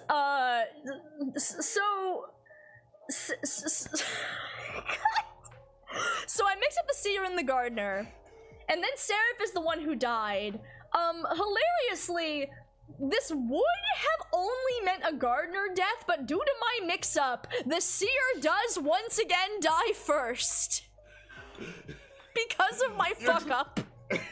We're just bound and determined to make sure that seer dies as soon as possible. Yes, so here I am going townsfolk, and then Bro's like, Kristen, what? No! And there we go. This even has our old, like, icons, so... Also an older Discord, back when the colors looked different. Jesus Christ. Jesus. Yeah, wow, this is ancient times. This is ancient times. I love how Split's got the same icon. Split's had the same icon for years. He's never changed. This is the same icon that I first made Discord. I actually had this icon on Skype. Oh, damn. God. I think I made this fucking thing in middle school. Oh, you also can see the Where Velocirockers group chat in the DMs. God, and the old, like, I think that's the Fans on the Internet logo down there. Oh my god. So many things here. Well, anyway, fascinating stuff. Jesus Christ, this was from so long ago. Anyway, so I fuck up. We can go back to the art now. I felt this was the most relevant. I probably should have put that in illustrations, but oh well. Anyway, there he is. So Seraph dies in the night. Who could have foreseen that, not Angel from Rent would die? Kyle used the wheel spin, though, to give Seraph the tough guy role, so Seraph hangs on to their artistic merit for one more round before giving in and becoming a sellout. Then a phone starts ringing, because Juno's trying to get ATMZ to be able to talk, but all of us missed the cue to answer the phone, so that phone keeps ringing for the entire first scenario, and nobody picks up. Not a single person. Instead, we're being distracted because when the phone goes off, Vincent has no idea what a telephone is, so he's confused by this devil machine. The chat proceeded to get really caught up on whether or not Vincent would know what a phone was as a World War I pilot. Crazy that. I don't actually know. I meant to look up timeline-wise, because I feel like being involved in the military, he probably would actually know what a phone is. It would still be, like, weird to see a 90s-era house phone, though. I'm pretty sure I was wrong, but at the same time, I was thinking, like, at most, maybe we have radios. Yeah, it's like, I couldn't say for sure. Yeah, listen, phones evolved a lot over time. Yeah, exactly. Like, our phones today don't look like this. No, they do not. It's true. If you were to show a child now like a phone from like the 1990s, they'd be like, "What the fuck is that?" God. Anyway. Okay, so apparently, sorry, now I just have to check this. So the first speaking telephone came up with in the 1840s. Basically, it starts actually kicking in around the 1870s. But the first actual stuff starts happening in like the 1870s. So we started having, like, wooden wall telephones in, like, the late 1800s. But even so, I'm sure it's the kind of thing where, like, you know, you had it if you were rich, and if not, maybe your little town had one of them that you went down to the general store to use. And either way, it absolutely would not look like a 90s phone. So, it still makes sense, but... I'm sorry to get caught up on this. All this time I have been wondering, historically, would Vincent Marshall Reed know what a telephone is? As a concept, perhaps. Perhaps. Definitely not like this. It's fine. It's definitely a probably. Just Yeah. not like this. He was probably more likely to have thought, is that like the radio, like a radio or like a walkie-talkie or something, is I think what would have made more sense. But also, the bit is funny, so fuck it. It's fine. Banana phone moment. So Seraph just really trusts Ileana and just asks to be the leader for one. Really trusts Ileana and then Seraph asks to be the leader for one round before death, and everyone's like, yeah, sure, go ahead. And then Seraph's like, I have some questions for the man who thinks communism is bad. Doctor, why don't you tell us what the problems you have with communism? Asked Seraph. And Doc says, oh, I have a 5-minute rant. Short version is just capitalism but worse. And then Vincent asks for clarification because he was born before communism. Obviously, the straight white man thinks we shouldn't be equal, says Seraph, but Doc's communism rant prevails. It actually does take about 5 minutes. I did warn y'all. Vincent declares Doc is obviously a learned man, and then Cammy says she's not sure that Ileana knows about scientists. And then after pushing... Yeah. Yeah, like, when I was rewatching this episode, like, every sentence, Ileana was like, I don't know! What is this? I don't know! And Mom was like, I don't know what's going on! What is this? Yeah, like, I don't know! Like, okay, so science, I don't know! So Ileana's very confused, and Momo's basically having a panic attack in the corner. Like, Ileana's confused. Momo is like genuinely having like a bit of a meltdown. Like, feels like they're gonna throw up, is not functioning, and as the attention is drawn to this, you know, I may have pushed this too far. There is a giant bird here, Seraph points out. Yeah. I just reminded the other day. So I was watching some Snapcube real-time fandom videos recently, and when I rewatched this episode, Ileana constantly going, I don't know, reminded me there was a recurring bit, I'm sure they took from somewhere, but I don't remember where, of every character, whenever they showed up, just going, what am I fucking doing here? In the most obnoxious voice possible. So I'm just imagine Discord murder party, but everyone does that instead of roleplay. God, no! Alright, welcome to Leafs. What am I fucking doing here? I don't know what's here! What am I doing here? God. So Doc nominates Becky because obviously she would pitch her cartoon to a network, therefore capitalist.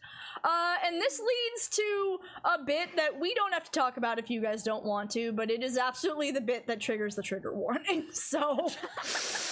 Oops. Alright. I have prepared this public statement for the past 7 years. So, here's what happened. What had happened was... I was supposed to be the seer, and I clocked immediately that Dr. McGillicuddy must have been one of the killers. So I was like, okay, I'll just double confirm it with this. We get mixed up, so I was like, oh, fuck it, I might as well just do it. I did not pay attention to what the gardener was, so as soon as Kristen said you had some fleeting moments with him, I'm like, shit, what do I do now? So I'm like, well, fuck it, better commit to the Oh my god, and this whole, like, 10 minutes of whatever the fuck happened, I absolutely adore in a dark way, because it was every single time we remotely fixed it, somebody would then say something that would just make it 10 times worse all over again. God. It's kind of incredible, because, like, it did not have to go there, but it just kept building. God. Yeah. I think on my end it was very much a deer in the headlights panic moment. Yeah, that's kind of the impression I got. What were we fucking doing here? Eventually it just breaks down to us, everyone going, consent is important.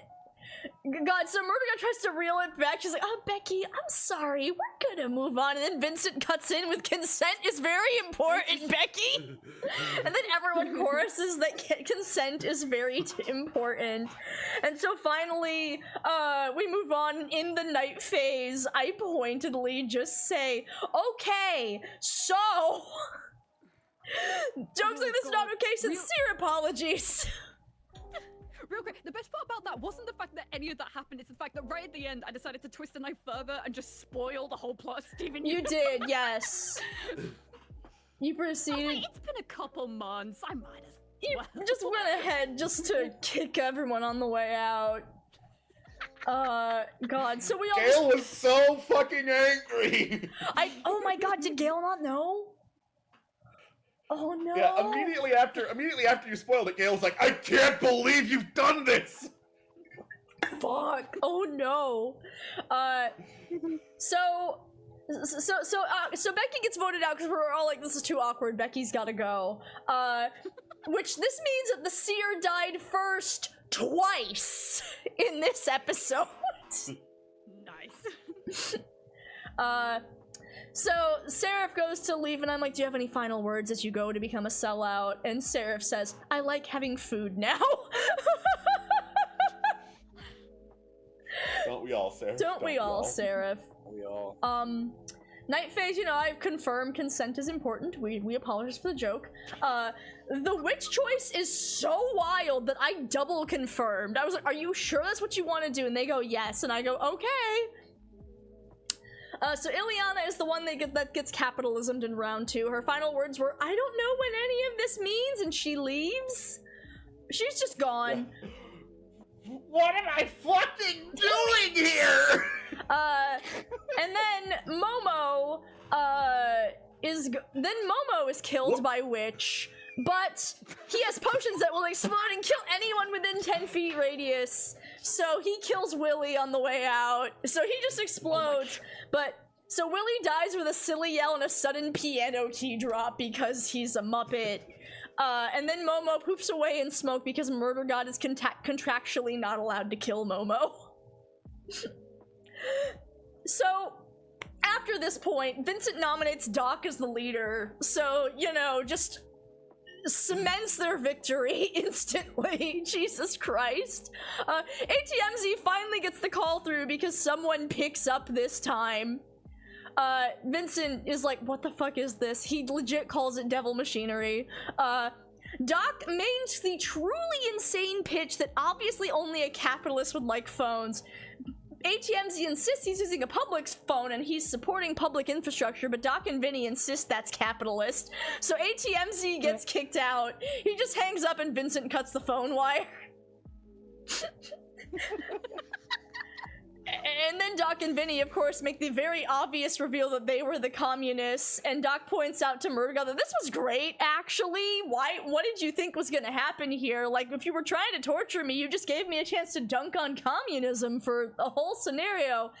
And Murder God sighs and grudgingly says they're all sellouts and they have a gallery show because they all decide to participate in society. Fuck it, I'm gonna leave. So she ends the scenario, not realizing, oh right, Vincent and Doc can talk now. Oopsie poopsie. Oopsie poopsie. Oopsie. Let's do this. Well, that was fun. Oh, well, hello. You're awake. I suppose I am. Huh. Well, at least I'll have someone to talk to. Not that I expect I'll be doing that very often.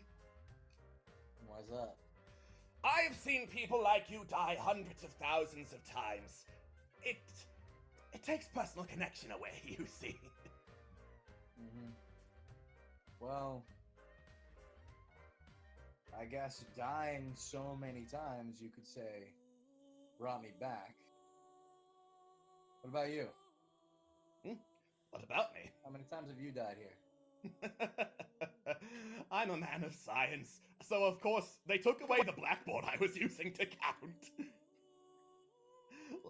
Suffice to say, young man, much longer than you. As a man of science, then, wouldn't you say that already disproves your own theory? What theory would that be? Well, you assume I'm gonna be gone because I keep dying. Takes away personal connection, you see. So, if I have something to hold on to, that's keeping me on. What about you? You remember? You remember the times you were around, yes? Then you Yes. then you remember, I have a wife. I've got a son. His name's Junior. Adorable little thing. Probably waiting for me. Too bad I'm not going to see them again. Why is that? Look the fuck around you, Vincent Marshall Reed! Do you see an exit? I see a game. I've been playing this game for quite some time, Mr. Reed, and believe me, if there was a way I could get out, don't you think I would have taken it long ago? I don't... Okay. Look, clearly you know more than me. Clearly you're more aware of what's going on right now than I can ever be. I, from what you said, am awake. I just woke up then. Let's see, that would be... But, if I can say anything, I can say that she doesn't like you. I see it every single time you play. Well, of course, that's obvious to, like, anyone. So why would she give you a way out? I think you just answered your own rhetorical question. She wouldn't. Now, look at how she acts toward me. Think about that.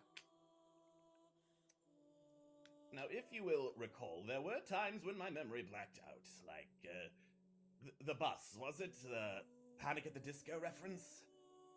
Sorry, ahead of your time. Ahead of mine, I believe, too. I'm assuming some kind of music. It's music of some kind, don't worry about it, it's fine. Yeah, I remember. Clear as fucking day, my arm still hurts. Well, I am a man of science, I could probably look at that once we've got the time. Unless you can snap your fingers and fix anything that has been broken, but oh wait, she already fucking did. If it's a broken bone, we could, like, snap it back into place. I'm a doctor, I know this! It's not broken anymore. You can see that. I can move it. It's not limp. Well then, bully for you. During the blackout, during your blackout, she wanted to have a little talk with me.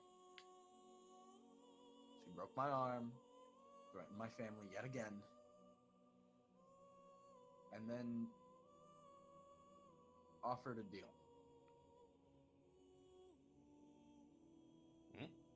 There's another game in play.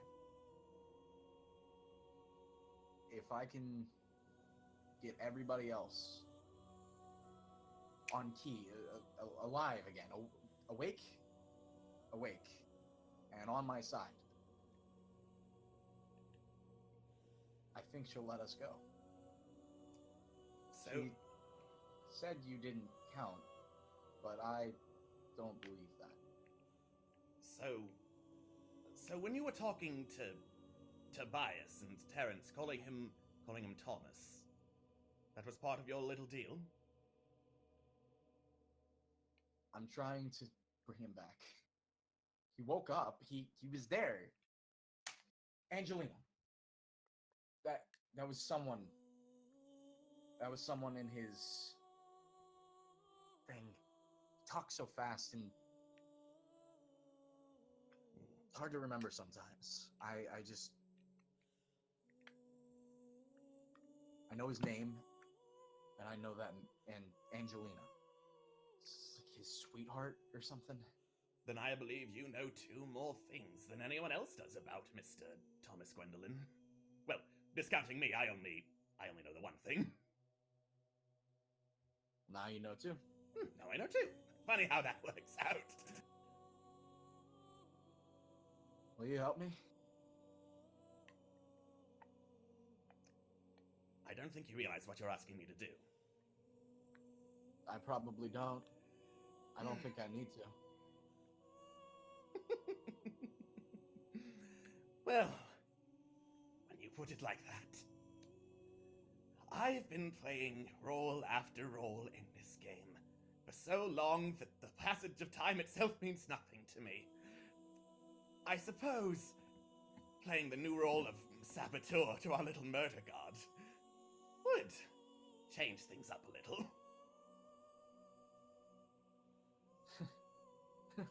Okay. Good. Progress.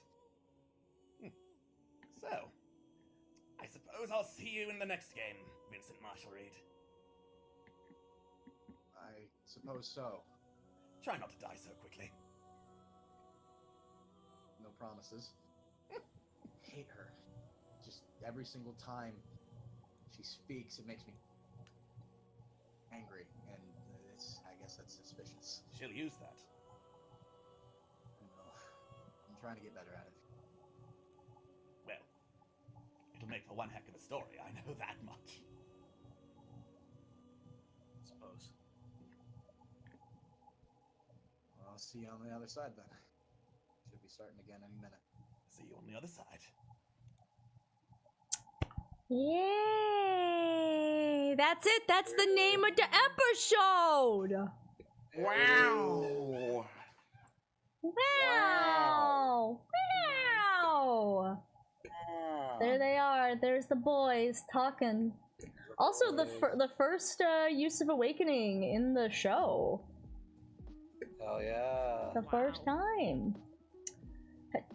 How you feeling, boys? Feeling good. Mm-hmm. It is wild to see. Yeah, this is when we did not script shit. Yeah, we didn't script any of this. Woo! It shows. I mean, I still think it works, but it is true. It is true that I can kind of see the spots where you guys are kind of scrambling a little. Like that's like, I mean, I'm a man of science. I can probably fix your arm, and it's like, no, my arm's fine. It hurts, but you know, I'm fine. It does make it more organic in general. Mm-hmm. But also, like, I'm just, as I'm listening, the whole time I'm going, there's where I blanked, there's where I blanked, there's where I blanked. Oh. I mean, I still think it works. To me, I think if I didn't know that it wasn't scripted, and I guess, you know, folks in the chat can say how they felt about the scene, but to me, when I was watching it and when it was playing, it just reads like these two, like, clearly don't know each other and they're trying to feel each other out. So there's an amount of suspicion because, like, you know, they're in a bad situation and they're like, I don't know, can I trust this other human? Oh god. I mean, yeah. Also, apparently Doc knows about Panic at the Disco. He knows about Panic at the Disco in the sense that he was in that scenario, so if he was retaining information, I guess it would make sense for him to retain. Yeah. This is Panic at the Disco. What the hell is a Panic at the Disco? Okay, music, band. I choose to believe that Murder God, in her edginess, may have played some Panic at the Disco, which, you know, then Chaos God could hear and go, you know, this one song is kind of a bop. Yeah. They're all Now bops. I'm going to take your enjoyment of Panic at the Disco away by making it your torture song. No! Please leave all arrogance cases. But yeah, like, I really like this scene. I don't know. Listen, there's a lot of things to like about it. There's the fact that Doc mentions the blackboard he had that just got taken away. Just so mean. Just so mean. You really, like, first meet Doc, like, in the seas of madness to an extent, and it shows. Mm-hmm. Yeah, you can tell this is a guy who's already just like, yep, I'm already fucking insane. I'm stuck here. I don't think you understand what you're asking me here. Mm-hmm. I'm fucked. Everything is fucked. What? The bit where he's like, Vincent Marshall Reed, do you see an exit? Iconic.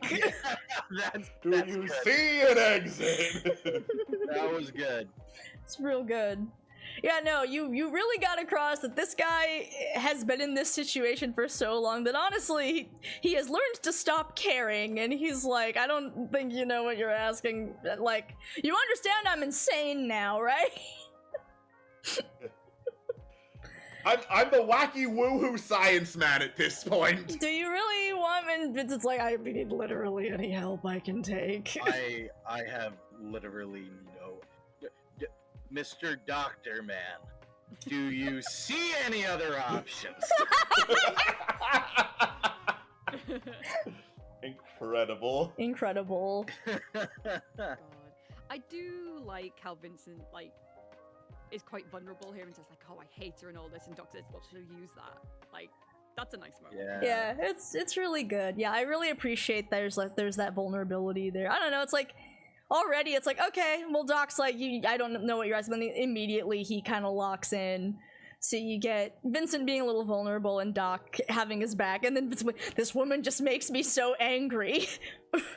Which, you know, boy, does that ever play into the ship. Murder God is a bitch. She's such a fucking bitch. Yeah, she'll use that. She'll go up to you and be like, ooh, you want to kiss me so bad. That bitch would. She keeps saying she fucking loves me, and I don't get it. The vibes are mixed. And she's sitting here just like, oh my god, he says I make him angry. Oh my gosh, what a sweetie. This woman. I believe this is one of her torture methods. She calls it shipping. Oh no. Oh god. This woman over here literally so desperate for any kind of interaction that she's like, oh my god, this guy's fighting me and he's mad at me all the time. This is a relationship. Kind of. God, kind of, sort of. This is so There's something here. Yes. Yeah, exactly. There's something here. Also, this is early enough into Vincent drawings that, like, he doesn't even have his scar in this one. Yeah. So weird. God. Early Vinny. Very early Vinny.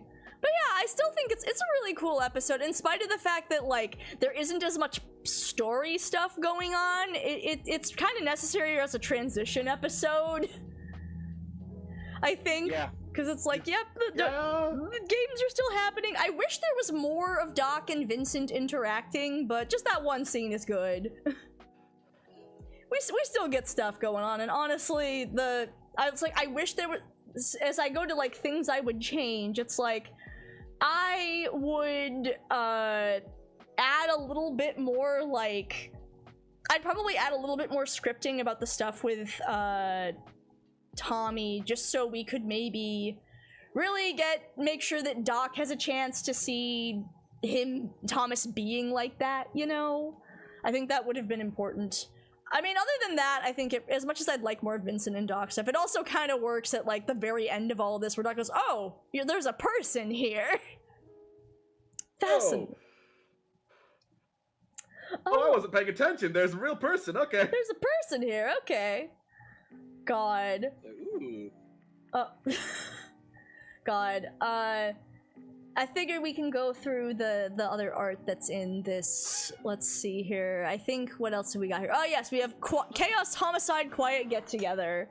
A bit we were talking about in call that was just, okay, maybe we'll just, eventually it'll just be a scenario that's just Murder God doing all the different voices. And this did, in fact, eventually become a bit in Season 4. We did, in fact, make it happen! We legit were like, yeah, maybe at the end of the show she'll do this. And I held on to this. It was very important we did this. Very important. What else is in here? Let's see here. Yes, this art of Nina Conway and Becky Cinnamon. Adorable. Adorable. Tiny Easter egg, I put Stephen Cutter as Stevie Galaxy there. Incredible. Yeah. I have sad vegetable friends, Miss Garden. God. This is some art of Murder God that Juno made. It just looks nice. It is good. I like it. Hell yeah. Pretty. Fucking Halo. And more steel art of Murder God. This is another one he drew on Voidcation. I got to ask God himself to draw my edgy OC. That's it. Steel is a powerful man. He's a powerful man. Also, He's so powerful. So apparently this was a commission. Queen, I don't know if you commissioned someone to do this. I did. So I can't remember the artist because it was so long ago, but it was an artist on Twitter who was doing these like little chibi commissions for like $6. Damn! I was like, fuck me, hell yeah. And I was like, you know what? I just want to see some DMP art from an artist we don't know. I just thought that would be cool. So I just went to, hey, so I've got these two characters, and they sent me this sketch, and they sent me another sketch, and they're like, which one do you prefer? I'm like, the other one, but they're both really cool, but yeah. Yes. So this is the other sketch, and then the other one is the full commission, I think. Yeah. Truly the ship, right? I'm like so weird to see her close to his height. This is not correct, but that's fine. It's fine. The heels are doing a lot of work here.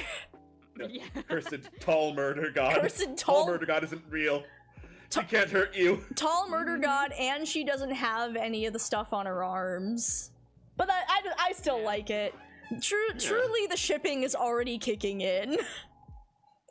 Let's go to them group chats. Let's see what shenanigans we were up to. So first of all, Kikyo's brother drew this. It's just nice. And I needed this here because I needed context for our discussion. First of all, nice art, very good. She look hot as hell. Real cool. Hell yeah, let's go tomato. Let's go tomato. We love tomato in this house. And so that's such a cool in maximum uprising fashion. That's such a cool steal. I know, right? This is Kikyo, and I say the pose, the way they drew the dress to the tagline, the composition, oh my god, I'm in love. And then just MG's toned belly, though. I'm like, it's very nice. I'm like, murder god can't 100% kill you with her thighs, thanks, sweet god workout routine. Why did my brain just make a murder god version of Fergalicious? What the fuck did that even come from? And then Kikyo says, I keep telling him that his murder god is too sexy for me. And I'm like, we all know that isn't true. And then Juno made... I was like, she would wear like those hot fashion sweats and act like she did though. Poses like a sportswear model even though she's never done even mild physical activity in her endless goddamn life. What are you talking about? Murder God has huge guns, and there you are. There are her killer thighs. Yeah, she's got huge guns. She's got huge guns. Huge guns. Incredible. We don't have as much Juno shit posting for this part because Juno was busy making art for the logs. Scott made the DMP drinking game rules. Take a sip if someone dies, someone is wrongfully accused / killed. Take a shot if someone is saved, which majority rules, etc. The mafia is killed. Take 2 shots if a particularly ridiculous action is made, player or wheel. An act of God occurs. Someone awakens. Take a drink if an uncommon roll, seer, gardener survives. Someone turns into a raptor. Drink an entire keg if Kristen brings back the not drunk enough scenario. Perfect. You would get drunk so fast. Yeah. Anyway, so as we're talking about this communism scenario. Yeah. I swear to God, if Momo is a bad person, I'm going to shit. Hashtag communism works 2018. God, I love this, says Bro Dingles. Hashtag communism works 2K18. This is amazing. Christ, goes Cammy. Hashtag democratic socialism works 2018. Goes Juno. Incredible. Incredible. Next, I fucked up. Yep. We already saw this one. You fucked up. This was the art. I don't know why. I was going through the art and then I found this discussion of me going, it's my edgy OC and my adopted son. I thought Lavos was your adopted son. My adopted son, who is my edgy OC, routinely abuses with all my other adopted OC children. It's fine. There are elder children who I am a good murder mom to, and then there's my OC children who are regrettably actually in my writing. Sucks to be them. Sucks to be them. This is a normal relationship with my relationship with Vincent Marshall Reed, who is my adopted son? Question mark? Not anymore. Question mark? Yeah. Yeah, this was around the time we were also working on Chrono Trigger the musical, and like we were working on the Lavos design because I was like, okay, voice and art-wise, I want Lavos to be the freakiest fucking thing in the world. And of course, Kristen, being a white woman and around her 30s, is like, my son. I love Lavos. I think Lavos is cute. I want a plushie of Lavos. I think Lavos is adorable. My son. Look at my son, Lavos. Look at my son. I'm not. Listen, Lavos, I adopt eldritch creatures. I can't help it.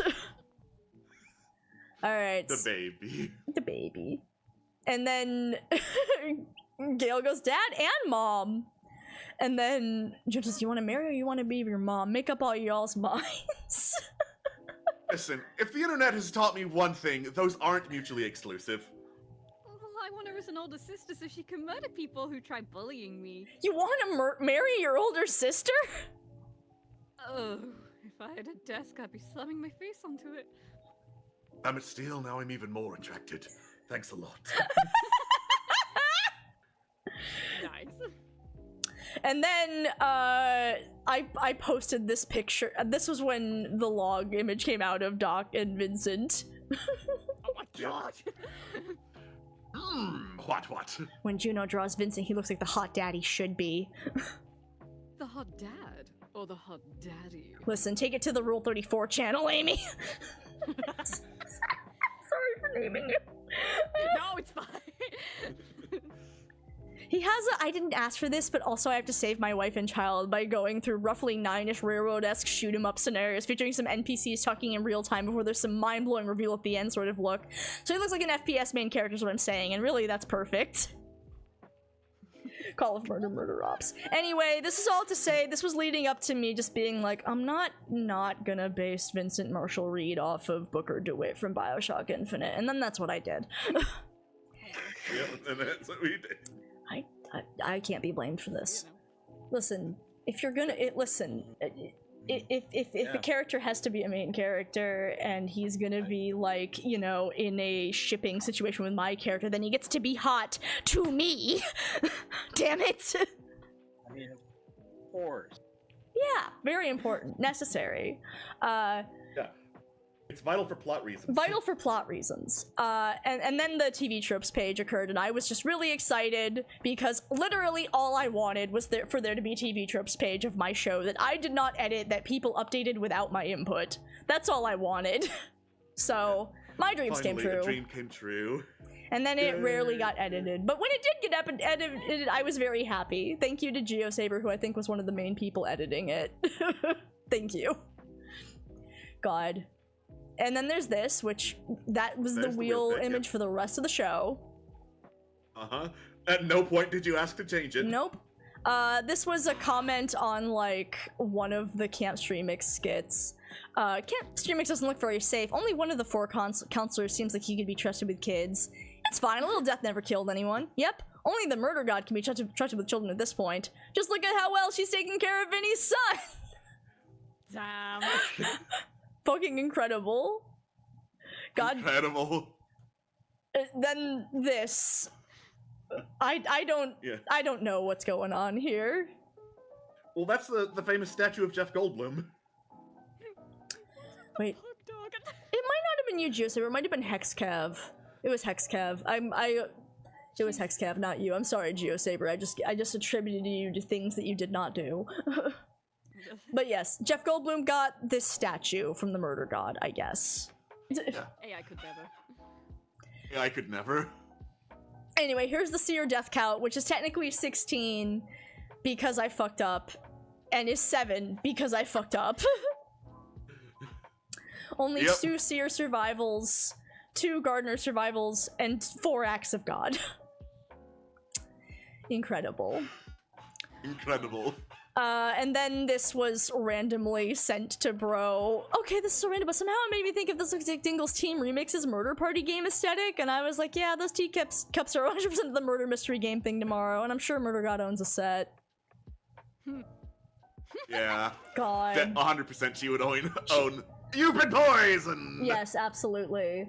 God. Other stuff to note about this episode. This is when fandom theories, like, really took off. Like, there were people who were like, okay, we're gonna comb the other internet remix streams to see if there's any plot stuff in there. Nothing is off the table. Yeah! Yeah. God. which, wild. Like, on one hand, very flattering. On the other hand, we were like, oh god, we gotta let people know that, like, no, this does not extend as far as, like, other people's streams.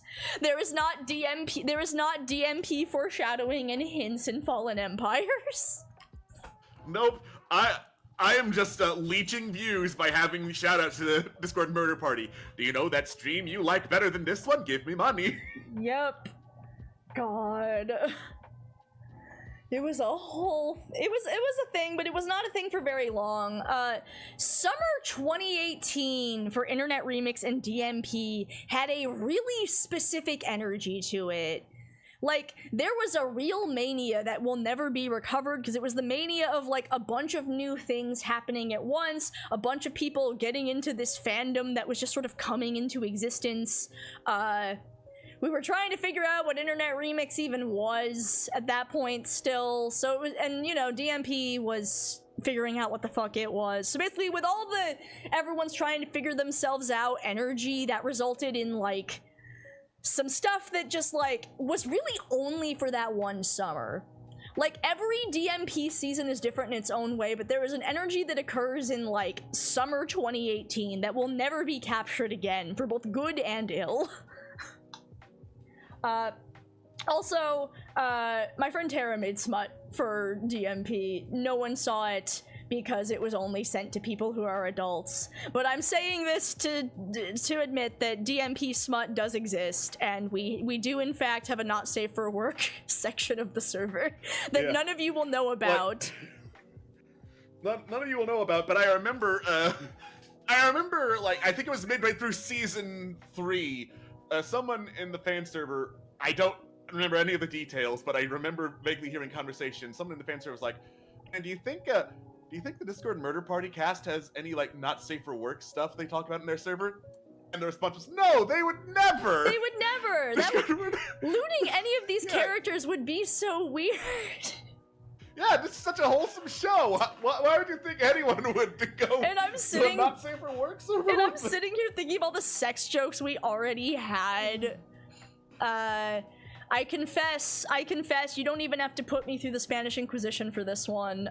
There's smut. We're not showing it to any of you guys because, like, we knew a bunch of you guys when you were minors, so that would be weird. But it exists. Yeah. Yeah. It exists. There's a decent amount of it. There's a decent amount of it.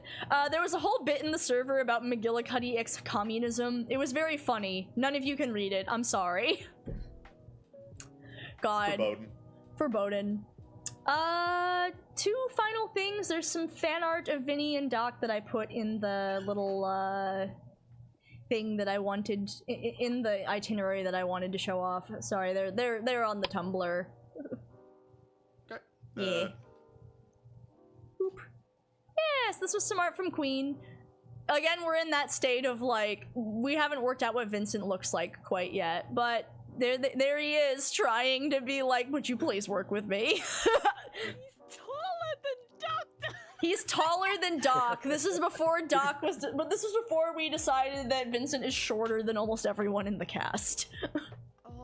I don't know if Queen Bird's still around anymore, but their fan art just made me so happy. That's from my friend May, and honestly, she's such a great artist, and I feel really bad because I think we scared her off with the Hairgate thing, which is my fault because there wasn't defined art of Vincent Marshall Reed, so everyone was drawing based off of, like, a character design. I thought it was clear from the art I'd made, but I now understand why people interpreted it differently, and I feel really bad about this, and I am full of intense shame, and if May ever hears this, I am so sorry. Please come back. I love you.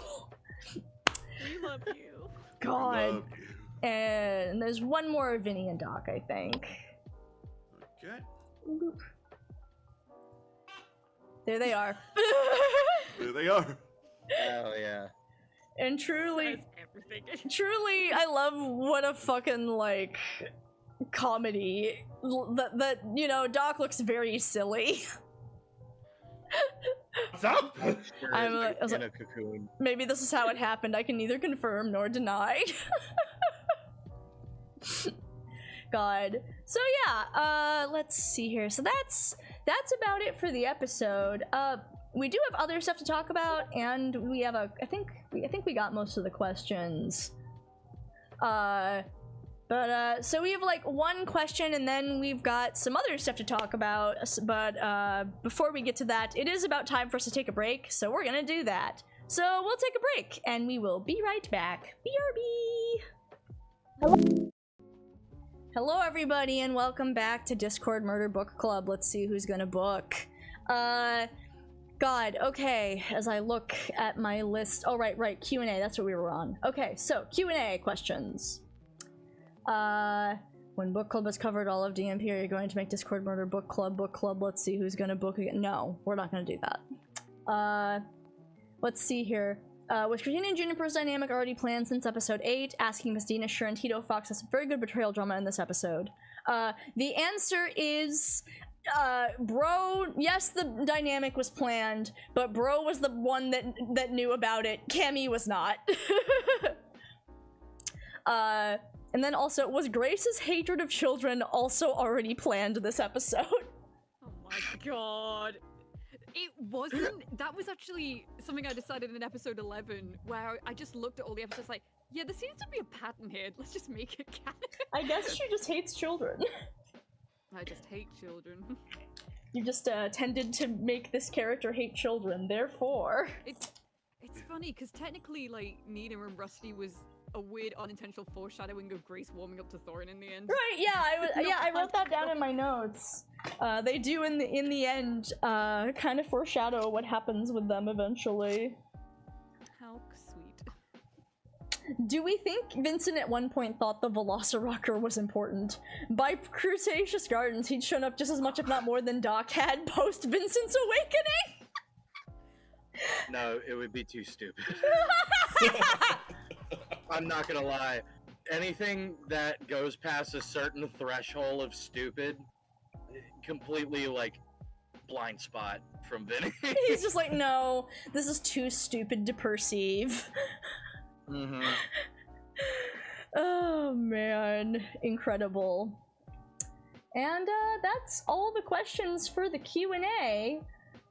Now, you may hear that and go, but Kristen, what are we gonna do now? There's like a whole hour left on stream, and it's like, well, that's good news, because it turns out there's a lot to talk about, and now I'm gonna hand the microphone over to Alex Beckham, because this is his problem now, not mine. Oh boy. So you may recall from previous Discord Murder Book Club, Let's See Who's Gonna Book streams I was in, that when asked the question, what would you change about Discord Murder Party? I went into a bit of a spiel, like, so if I was in charge of rewriting all a Discord Murder Party, I would do some pretty radical changes, which led me to planning out my own super special version of Discord Murder Party, Netflix Death Fiesta, which is legally distinct, of course, from Discord Murder Party. Yes, legally distinct. Right. So the thought process behind it was, can we move to a different, sorry, the GIF is starting to give me a headache. Can we move to a different image? Thank you. Yes. Oh my god, you made the PowerPoint!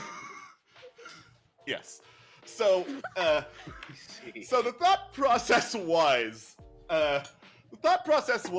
like, if I was pitching this as a whole ass show to someplace with more of a budget, I don't think I could get away with 10 to 13 main characters, so I'd have to do some cutting. But these are characters that not only we acted in, but we also wrote in, and a lot of those stories are personal, and I would feel really, really bad being like, oh, we can keep Tomas Gwendolino, but Dr. McGillicuddy is right out of there, for... Hey, thank you for the bits! Reasons. Yeah, thank you very much for the bits. So instead I was like, I'm gonna come up with my own thing, with my own characters for it, with a little bit of stretching, because I kept the Black Stars as a concept, I kept Alethea specifically as one of the Black Stars, and there is technically another character from Discord Murder Party who is kept in here. Other than that, we're probably not gonna be able to get through this whole ass PowerPoint today, because it's 96 slides. Mm-hmm. Jesus fucking Christ. It's very reasonable. I put some thought into this. I put some thought into this. Mhm. You I told me put you were gonna make this like a few days ago. What the fuck? yeah, and then I made it. There's a little cat in the corner of graphic design is my passion, rainbow spectrum. This goes on for 96 slides. Yeah, 96 slides of graphic design being my passion. Name pending. Name pending, because obviously it would not be called Netflix Death Fiesta at the end of the day. I shrugged and put the happiness games as another option, because spoilers for slide 3, but my version of the murder god is more concerned with, I'm going to entertain all of you and make sure you're happy, and the wishes I grant are to make sure you're happy and pulled back from the despair I pulled you from. Also death, because there's a very sad face in the middle of the happiness games right here. There sure is. Yep. I raise my little hand. I have a question. Yes. So, okay, so did you have? I'm curious. Like, are any of us cast in Netflix Death Fiesta? No. Single tier. Okay. Yeah. I don't get to be in the show that I helped make. That's fine. I tried to avoid pre-casting people in these roles because I didn't want to awkwardly be like, and you get the smelly goblin awakened. Oh, thanks. Does that mean you think I'm a smelly goblin? Yes. I promise I won't take it personally if I don't get to play Not Murder God, and I say that with all sincerity. Yeah. Speak for But yourself. that does... I want to play the smelly goblin. I want to play the smelly goblin. Yeah, we gotta have the smelly goblin in here. Come on. Come on, I can be goblin-like. Of course, we can all be goblins if we believe. Let me in, coach. Yeah, but in lieu of this, because this is all a thought experiment, even if this is technically separate from Netflix Death Fiesta, I wholeheartedly invite discussion of what would it be like if these people were in Side A instead, if they like joined Side A or something like that, and very shenanigans, or even like, would Murder God even bother with this person and the wish they would make? That is a very good question. Okay. That's a very good question. We might get through all the Awakened before in the stream. Who knows? We'll find out. Woo! What is this?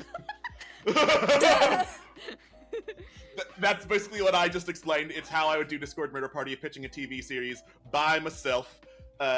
I substituted out Murder God and Chaos God because they're the ones I feel the least bad about not substituting in, because they're kind of, central to Discord Murder Party as a concept. But for the sake of making sure everyone mostly is original, I made legally distinct versions of them for this. But they could easily be swapped back in, because the characters play basically the same roles anyway. Yeah.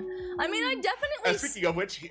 I'd definitely say if we were to pitch it to Netflix, I feel like... I mean, I know you're saying I'd pitch it by myself, but I'd assume in this case, I'd assume I'd be involved, and since I'd assume I would be involved, they're the characters most likely to... involved. They're the characters most likely to stick around. Regardless, continue. I'd assume you'd be involved, unless you were caught in a hideous bison accident. I mean, it's always possible. I've apparently killed so many of them. So many. So anyway, this is our Murder God substitute, the Master of Ceremonies. So I put down pronouns, relative age, what period of time they came from. In her case, timeless, to be honest. Sexuality, polypan. Because we need a polypan disaster. Obviously, this is a Murder God substitute. You gotta have a polypan disaster. You can't not.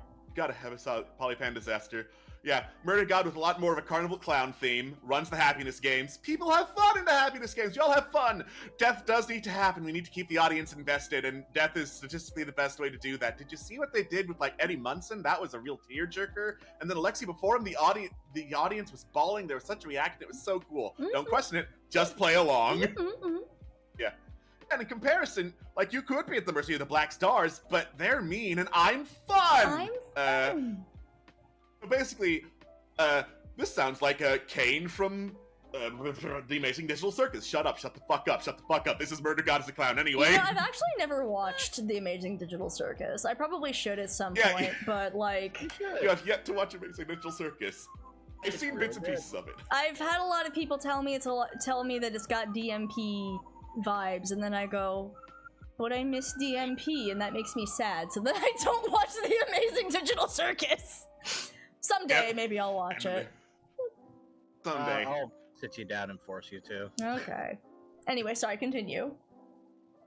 Anyway, so episode 1, I pitched this as a 22-episode series because I definitely get a full 22-episode series of hour-long episodes from Netflix as an untested writer. Yeah, anyway, that's reasonable.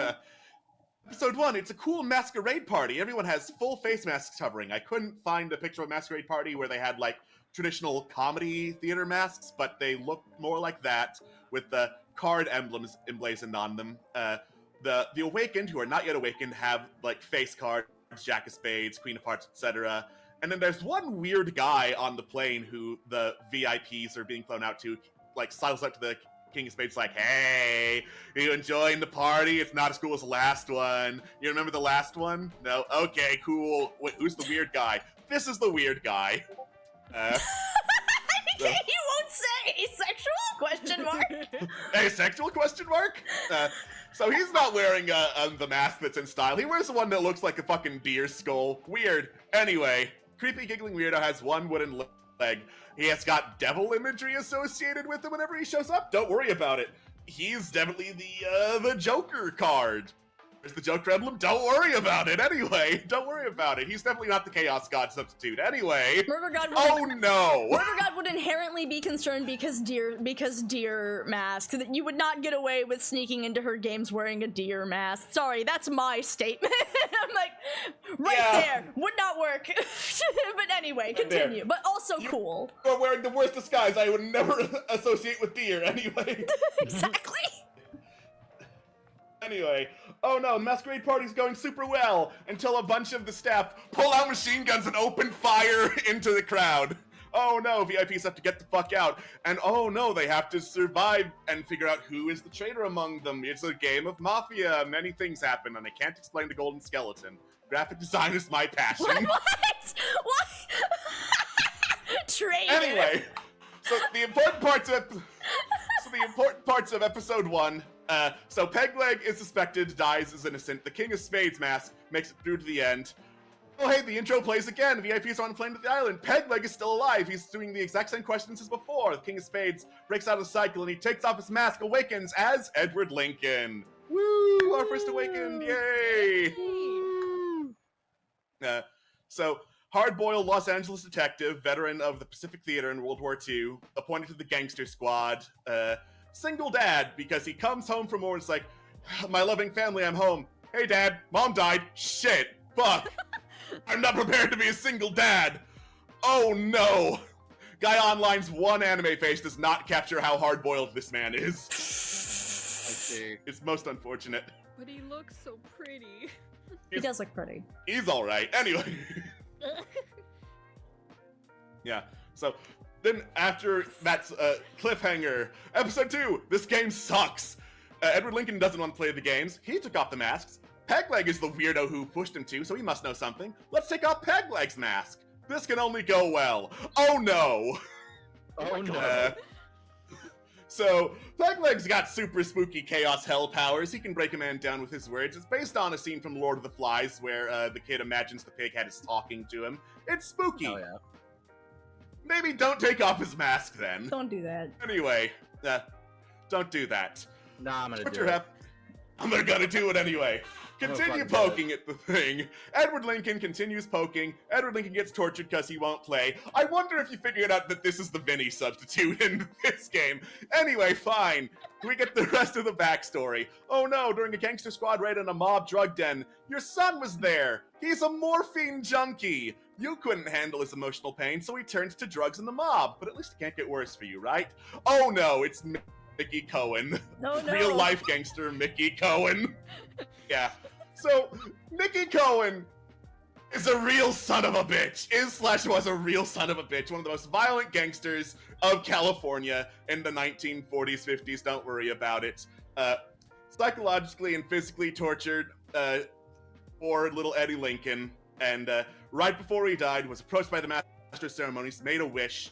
I wish to understand why in such a horrible world, typo in the group chat, I fucked up, people would turn to such awful things rather than make it better.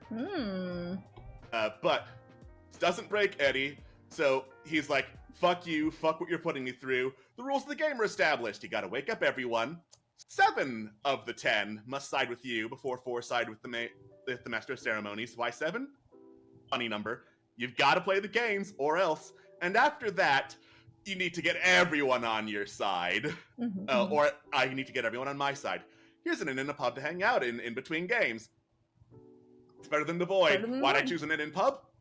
Yeah, IDK, I like the vibes. Anyway, so that's Eddie Lincoln. His story is there. He's definitely not just the Vincent substitution in the story. Why would he be, anyway? Nah. Nah. Yeah. But then, knock, knock. Oh, someone's knocking at the door. That's not supposed to happen, the Master of Ceremony says, like a liar. Someone else took off the mask. There was someone else coming in here with law experience. I need something a bit illicit. Introducing Awakened number 2, Joe Hunter. Yay! Yeah, she's British and a problem. I love British people with problems. Yeah, so, loving socialite, also a master thief, steals people's hearts and their wallets, completely unrepentant about her occupation. Good for her.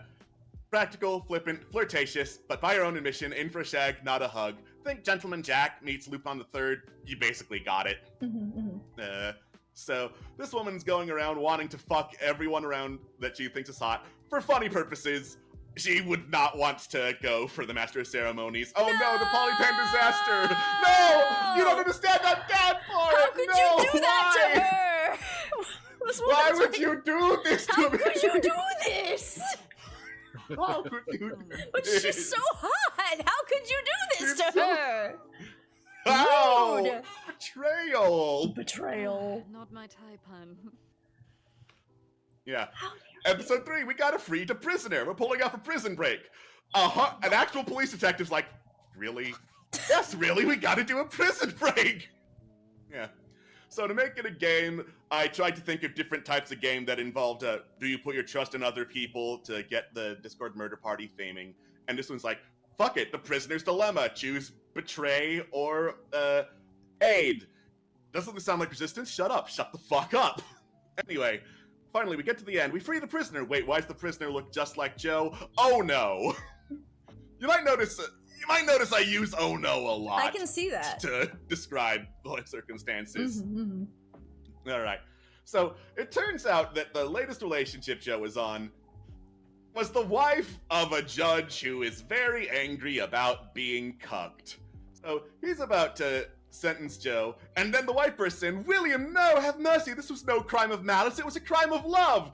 That is the worst thing to say. You stupid woman. So, Joe gets sentenced to a place called The Hole. It's the worst prison cell imaginable. Floors are spiky so you can't sit. The walls are cramped so you can't really move. There's water dripping on you at uncommon intervals. It's too short to stand up and fully. There's no light. You live there forever now. You gotta love the criminal justice system. Oh, goody. It's so cool. I love how you call this Sybil. Yeah, because Lady Sybil Seddon is the woman that Joe fucked right before she got sent into the hole. Yeah. Yeah. Well, obviously, I wish I was free. So Joe's wishes for freedom. But she does not have freedom if she's stuck in the game, so she's like, well, obviously I'm gonna side with Eddie. Can we still fuck? No! And it was a wish that was made under duress, so maybe she'll have time to think about what she really wants after the next game! Whee! So cool. So cool. Episode 4, Yeehaw time. We're in the Wild West town. Oh no, bad guys coming. You've seen The Magnificent Seven? This is the plot of The Magnificent Seven. Yeah. So, anyway, we tried to awaken some people. There's a lady who is, like, continuously interested in plants in the various scenarios. So we're like, hey, that's a lead. Hey, plant lady, you want to help? Oh no, somehow interacting with plant lady got me infected with the pox. Maybe we don't fuck with plant lady right now. Anyway, this scenario calls out directly to another player, and this is the Discord murder party character I put in Netflix Death Fiesta. Technically, the Devil's Hand was in fact in Discord murder party. even if mentioned, but this time, he's Mexican. Whoa! Good for him. Good for him. Big Such a changes. drastic change. Big changes. Such a drastic change. But if you heard the Devil's Upgrades, Hand story people. from...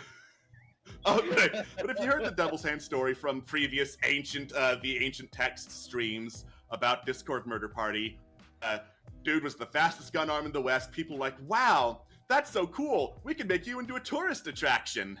And, okay, yeah, sure, I could do this to help benefit the town. But I'm even faster than this weird outlaw dude who's probably a Black Stars chosen. I shot the gun out of his hands. Ha ha. He probably takes humiliation well. Oh no. Yep. Anyway, the town burns to the ground. No one alive knows the name Fernando Davalos, so he goes by the Devil's Hand. It's time for the Depression Quest. Woo! Getting revenge is optional and not fulfilling. Mainly, it's Depression Town. Eventually, he's hired to do the Magnificent Seven thing, just like in the scenario. That's so neat. And then he's recruited into the games. And Awakener's like, wait, you didn't see his wish. What was his wish? To be somewhere he can protect people? Don't worry about it! And he continues to help people, but he's still super depressed. Wow. Beast Master of Ceremonies tries to be really nice to him, though. I'm trying to be nice to you. Episode... We gotta be nice to you. Yeah. Depression is mean. I'm sorry. Episode 5. Wow, it's a town under siege again. How original. But this time it's medieval. It's very different. And this time you're going up against this horrible armored monster. Oh no. She's unstoppable. Wait, what do you mean she's unstoppable? Let's knock the helmet off and... Oh, it's a tall, hot lady. Oh, yay! Yay! So, this is Larsa Cloven. She is a young alchemist in ye olde medieval times, vaguely English, French, Spanish, very similar locations that everyone easily mixes up and people wouldn't be mad about you mixing up. Daughter of a famed crusader. At this point in the story, she is the tallest and physically strongest of the main cast. She loves violence. She loves fighting and fighting around the world. A problematic favorite. We got, can you really blame her? She's a tall woman. She deserves violence as a treat. Good for her. You know what? She deserves all the violence she wants. Good for her. Yeah. Hey, did you know that medieval life really sucks? It sure does. I did know that. So, Lars's dad dies in the Crusades. His bestie, Mariana, is disillusioned, decides to become a merchant. She's like, I have no idea how to raise a child. I'm going to leave you under the care of someone who is actually very good at taking care of land and stuff. Unfortunately, he's a dick. He has no respect for the alchemical profession. Neither do the people of the town. And because her dad's no longer around to say, hey, be nice to my daughter, everyone decides to bully Larsa for being an alchemist, despite alchemy being a very valuable profession in medieval times. And then finally, Larsa snaps, takes her dad's armor, drinks basically every concoction she can build up. Oh no! She kills basically everybody! Good for her! Good for her! Finally, Mariana, ex-knight, several former ex-fighters hold her down long enough for Mariana to make a wish on Larsa's behalf. I give up everything, my mind, my body, and soul, in a wish for Larsa to be somewhere she can be safe and appreciated. And that's the void. So, yeah. So, Larsa gets talked down from just murdering everyone straight up because games are way more fun, and she'd forget them if she forgot her story, but decides, wait, I got what I wanted. I can murder people and it's okay. Sucks that you didn't get what you want, but I'm built different, baby. Anyway, you want to get some drinks? Fuck yeah. I love her. Yeah. Can Larsa... Can MC have toxic Yuri as a trait? He can absolutely have toxic Yuri as a treat. Yeah! Yeah. So, Larsa, we love our problematic fave. We love her. Yeah. And Larsa is the first awakened to side with the MC. Just needs 3 more before, oh no, game lose, no. Game lose, no. And then, oh no, the village gets trapped in this blanket of, oh no, very spooky cold stuff. We gotta determine who's useful to keep alive with the limited supplies we have. Plant lady, that means you gotta go. We're not saving your plants from the winter. Sorry, plant lady, you gave me the pox repeatedly. wait, and another awakens like, wait, we gotta keep sacrificing people to the cold? There's so much cool shit that could be out in the wilderness. Let's go. So we decide to follow the Glory Hound VIP until she unmasks. Wow, it's another hot lady. Yay! Not a muscular tall lady like Larsa. So Sang Sayun, a renowned polar explorer, uncovered so many relics in the Arctic Circle, loves going back there, thrill of discovery, and really, really proud to the point of it being a fault about what she does and being good at it. Super driven to win, super competitive, kind of Ezra meets Haley, but a little more abrasive than the both of them. Loves to keep poking at mysteries when even Edward, of all people, is like, hey, stop it. I'm a detective and I say stop it. No, nuh-uh.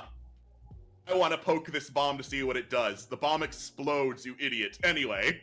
Good for her. So her backstory, hey, she went on a cool polar expedition. There were some rumors of an ancient civilization. We got the fun, so let's celebrate. Let's go. Oh no, the head of the expedition got super drunk and he's lost on the ice.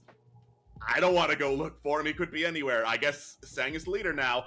Oh no, chipper science evaluation man fell into a booby-trapped crevice. I'm not going back for him. Oopsie poopsie. Oh no, second in command does a mutiny. Oh no, she got booby-trapped. Fuck you. I'm not going back for her. How does this not get the oh no seal of it's the worst? Oh no, there's a horrifying black stars creature under the ice. Oh, that was the great good. discovery of the ancient civilization you are going to find.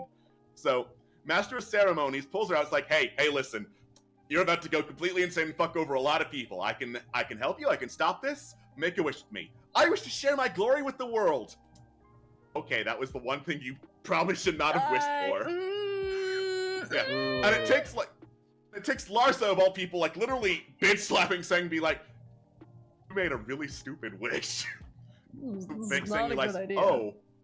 Oh, I fucked up. Can I have a do-over? And she joins the Awaken. Just fucking imagine. This would be one of the most like, you know the reasonable murder god bit we had where people are making the reasonable murder god bit, yeah. Where she's just like, I wish to show everyone. Are you sure you don't have any other thoughts of what you might want to wish else right now, other than the thing that I need to emphasize? I'm doing this because this will drive you insane. Yeah. No, I just wish to share my glory with the world. People need to know that I went through a lot and I deserve praise and recognition for it. Okay. Sang Sayun single-handedly creates reasonable murder god. Yeah. Anyway, welcome to a perfect suburban town. Sang's like, what? It's just a suburban town, there's nothing else? Girly Pop, please, rein it in! Girly Pop! We just had a talk about poking too hard at things you should not. Anyway, poking at things you should not awakens another fellow adventurer. Come on, guys! We need to get out of this town on a rip-roaring adventure! Oh no, it's another hot lady. Anyway. Yeah. Madeline Thurmond, daring and dare she say dashing aviator. Or she will be once she invents the perfect flying machine. One to smoke those stupid idiot hack Wright brothers and their little flying claptrap. She comes pre-equipped with the ooh, you want to kiss me so bad energy rival. It is like the most positive, if I can do it, you can do it, go-getter energy person ever. And there's a surprising lack of oh no in episode 7. Anyway, episode 8. Adventure! Wow! We're going to follow Madeline to see if we can get her story. I don't know how to be a flying ace. I can teach you, and if I can do it, so can you. Wow! Oh no, Plant Lady and her pox just made Madeline cough violently. Maybe we push Plant Lady away even more. Madeline, stop. Your swag is too daring. Your style too awesome. Oh no, there's a horrible plane crash. Wait, oh no, the horrible plane crash was in real life? Oh no, Madeline really looks more like this. Rip. Yeah. So, Madeline's in a crash. Her rival's in critical condition. Her doctor has the worst bedside manner in the world, going with, I told you so. We don't know if there's going to be recovery. So, Madeline, I wish to explore worlds other aviators could never dream of and get that glory back. So Madeline's body may be broken, but her spirit never dies. Her injuries are healed enough that she can participate in the games, but she's still very bad scars and needs some medical equipment to move around. It's fine. It's fine. We love disability rep. We love disability rep in this house.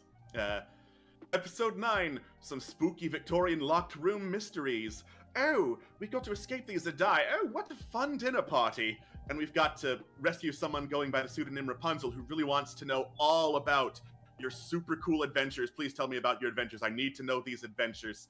I need to know more about these games. I want to participate in all of them all at once. And wow, surprise, surprise, Rapunzel is another awakened, Adrian Brooke.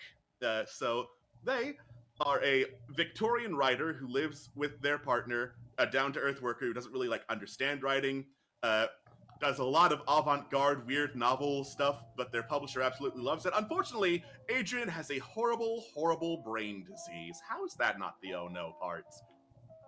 Brain disease is, oh no in general. Mm-hmm. Graphic design is my burden. So this disease has nasty headaches, no known cure. Adrian is basically on a ticking clock to write the next great Victorian novel. But in the middle of writing influenced by brain disease, the publisher's like, I need more. Keep writing more. We need the next great Victorian novel, and the next one, the next one. Honey, your writing has turned to absolute nonsense. Fine, if my partner doesn't get it, my new cool friend wants me to look even deeper for the true pain behind this brain disease. Your new cool friend is not real. Your new cool friend's a hallucination. Oh no, you've been hallucinating so much. Oh no. Yeah. You've been hallucinating so much. You have no idea what's real anymore. Were you really feeding demons for content? Did you really stab your publisher to death? Did you really sacrifice your partner? Is it all a hallucination? Who knows anymore? The world is hell. I wish to see story after story to inspire me with beauty in a world where I can be healthy. So Adrian's not doing good, and they continue to not do too good. So the hallucinations are cured, but right now, we're basically an addict to wow, I love these stories. I love all the varying worlds we go to. They give me so much inspiration. Give me more. I want to have more. This is way better than my world. My world sucks. If I return, I die. I can be here forever. I love life here. I will make damn sure it doesn't stop. So that is 2. Valid as on the Master hell. of Ceremony side. Woo! Yeah. Episode 10, welcome to Debate Club! I hated mandatory debate class in high school. I'm going to take out some of my stress on this like we took the piss out of Andy Warhol. Fuck you, Andy Warhol! Paint something else! Yeah. So hey, one of the last remaining non-awakened is getting really agitated as we get into, deeper and more violent questions. He's just started bludgeoning Sang in the middle of a debate with Adrian over what counts as experience. What's his deal? So, this is Xenagorus, who is an ancient Greek shepherd who lives a quiet life and prefers it that way. Society advanced in art, sciences, and philosophy, and he's like, I like farming and I like sheep. The gods surely smile on shepherds. And before waking up, tends to do what he's told or what the game commands with no complaint or question. This is definitely not my Stephen Cutter stand-in. Definitely not. Yeah! Yeah. Yo, this shepherd got thoughts. The philosopher general got owned in a debate. He wants to find a pure and simple man to prove his ideas and theories about what life means. Fascinated by this ancient Greek forest scum, hey, you want to come to the debate school? Okay, cool. Answer the questions I ask you. It'll be really simple. What's a man's purpose? I tend sheep. Wrong answer. I'm gonna kill your sheep right in front of you. Try it again. What's your purpose? And it continues with more awful questions, more destroying of Xenagorus' stuff until he's basically got nothing. How is this not no yet? Oh no! So it turns out Aletheus is also really interested in ancient Greek forest scum. The philosopher general's like, wow, I've summoned my lord, bless me. No, all you do is ask questions. I'm looking for answers. So Aletheus takes over until satisfied and makes Xenagorus an Aletheus chosen. Woo! Spooky werewolf! Woo! Eventually we calm down the werewolf and figure out that his wish was for a simple life. Thankfully he got it. Yeah. He just does what he's told and obeys. I mean, why would I not side with the Master of Ceremonies? Why would she lie about this? Obeying is easy. Yeah, sure. Yeah, it's easy. Anyway. Episode 11. Shit, we can't lose another one. We're down and there's still 2 more to go, and one of them's fucking Plant Lady, who keeps giving everyone the pox. Anyway, here's a robot factory with no human decisions to be made. How is this a game? Don't worry about it. How is this supposed to teach me about the human condition? That's a weird question to ask unawakened. Who are you? I am a real boy robot. Shout out to my boy Tosh from Side B. Yay! Yay. So, Leaf is a sweet robot boy made by a kindly arthritic old man with robot hands. Made in a world where humans and robots are at Cold War to bridge the gap and make everlasting peace. How sweet, he's like Pinocchio, he wants to be a real boy. Aww. He's just trying to learn so much. Adventures of the Real Boy, and here he is without a shirt for the robo-fuckers out there. Yeah. Oh, look, we've made a friend out there. A sweet little girl. He's a friend robot who protects her. Oh no, robots are attacking. They're coming straight from the Master Control Unit's headquarters. Leaf, lead the charge against them and finally bring peace. Oh no. So, there never was a kindly old arthritic man. Those are fake memories implanted in a prototype, basically Terminator unit. Leaf, your job is to infiltrate human societies and kill them from within, because they're really bad at protecting the planet and the environment, or even themselves. So it's time to stop pretending that you're here to protect this little girl. Please shoot her in the face. No. And Leaf is like, oh, I don't want to. Weird, anomalous memory detected. Please shoot her in the face. But before he can, human resistance comes in. Leaf is shot in the face. He falls into the junk pile. Oh. So he never verbalized choosing his side. So once more, he's faced with a dilemma. But he's a real boy. He's got that dilemma, and that's going to make it so interesting for an audience. I wish to understand humanity so I may understand myself. And the Awakened represent more of humanity in the Master Ceremony, so friendship achieved with the robot buddy! Yay! Yeah. Episode 12, we should talk about Plant Girl. Whoa, whoa, whoa. We're back in a quaint little village in not England. Why is it overrun with fungus? They're infected among us? Who's the traitor? You might even ask, who's gonna die? And as they're debating all this, Leaf's like, raise his hand.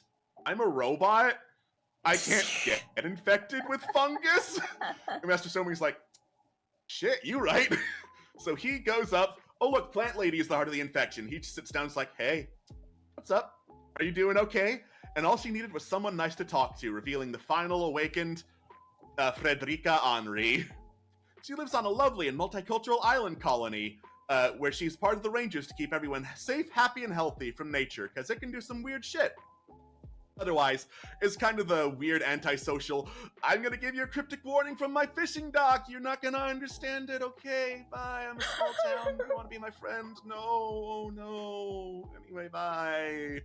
Yeah, so, Rika is the weird one amongst her squad of Rangers, who are the only ones that really understand her, or at least don't care about her weirdness enough to be friends. He's like, I want to be friends. I have a little ugly duckling syndrome. I want to be the coolest and most popular in town. Hey, wait a second. There's very out-of-season snow after this earthquake happened. Rangers, could you check to make sure there's not, like, a volcano that erupted or something? Oh, no, it wasn't a volcano. That's spores from a highly parasitic mushroom. Congratulations, Rika! Now you're Typhoid Mary because you went and investigated and got a full-on close blast. Mushrooms have overgrown or grown through everyone and everything and are now basically controlling your body and mind. You're very lucky you're on an isolated island. Oh, I don't like that. Nope. So, the wish that Rika made was phrased in a way that it could have been the mushrooms viewing it. We wish to bloom into something beautiful. But they're like, you're not an ugly duckling, you're a person. You're so cool, Rika, wow! Which causes the mushrooms to calm the fuck down because of void magic, and let Rika finally choose for herself what she wants to do, and she sides with the Awakened, yay! And we are about halfway through the story of Netflix Death Fiesta. Wow, I can't believe it, we actually did get through all the Awakened of Netflix Death Fiesta. We did! Did it. Awesome. Yeah. Oh yeah. Yeah, I like it. They all seem like good characters with really interesting concepts. Yeah. Yeah. Thank you. I mean, yeah, I think Murder God would in fact make deals with most of them. Devil's Hand obviously gets weird because, you know. Yeah, Devil's Hand gets weird. Like, later on, it's explained that she's using a loophole because he signed under Devil's Hand with Aletheus. but she knows his real name is not Devil's Hand, and she signs his real name, and she's like, okay, then I gotta make my ascension plan, like, now. Because once Devil's Hand awakens, the Black Star's gonna be like, wait a minute. Yep. I can definitely confirm this is something Murder God would have tried to do, because, like, you had that fic about her going to check on Devil's Hand. And absolutely, she would be like, maybe let's just do another deal? I'll just pull you into the void, and everything will be fine. Yep. Classic I mean, Murder Netflix God Fiesta, idea. that plan worked. Yeah, exactly. Netflix Fiesta, that plan works. Yes, that's a really cool idea. God. Yeah, most of them, I'd say she'd make a deal with. She would not make a deal with the Aletheus Chosen, not because it isn't a really cool concept, but because, like, she would not make a deal with any other gods chosen for the sake of, like, not putting more influence on the games than they already have. Right. But that's the only. It's still a cool idea. Still a really cool idea. It'd be the sort of thing where, like, Aletheus would have to put them in their, like.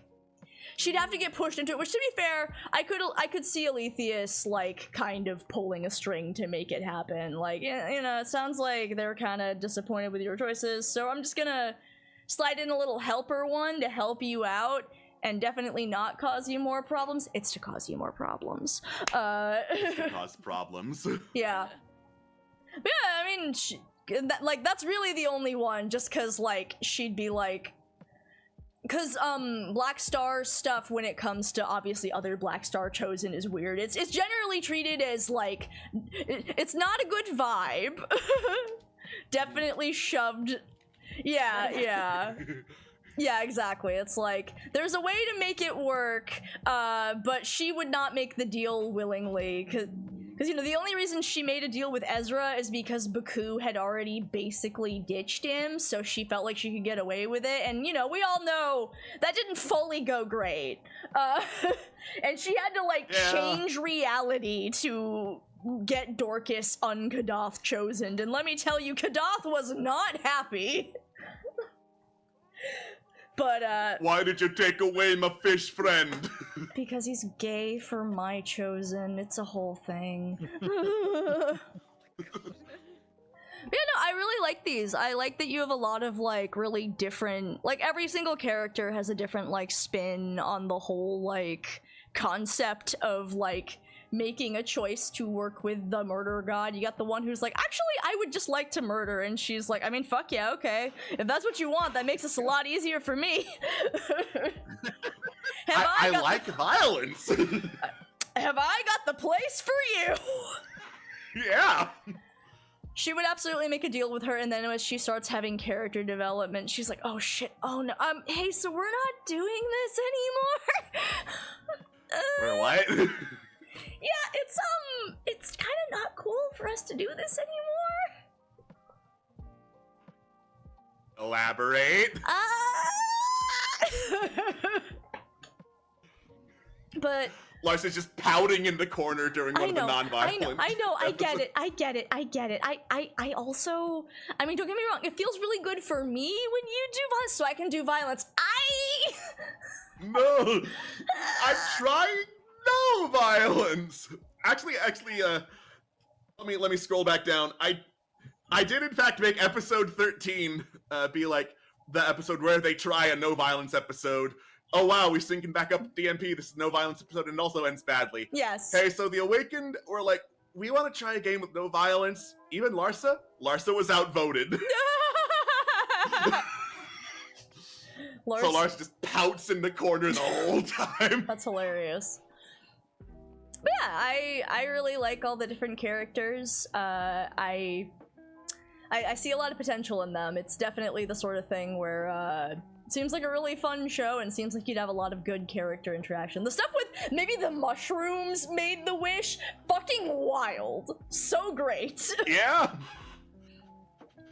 Maybe it was a horrible parasitic mushroom network that made a wish. Who knows? Who knows? Delightful, honestly. But yeah, really fun. Yeah, I like it. Also, I love not Amelia Earhart. And,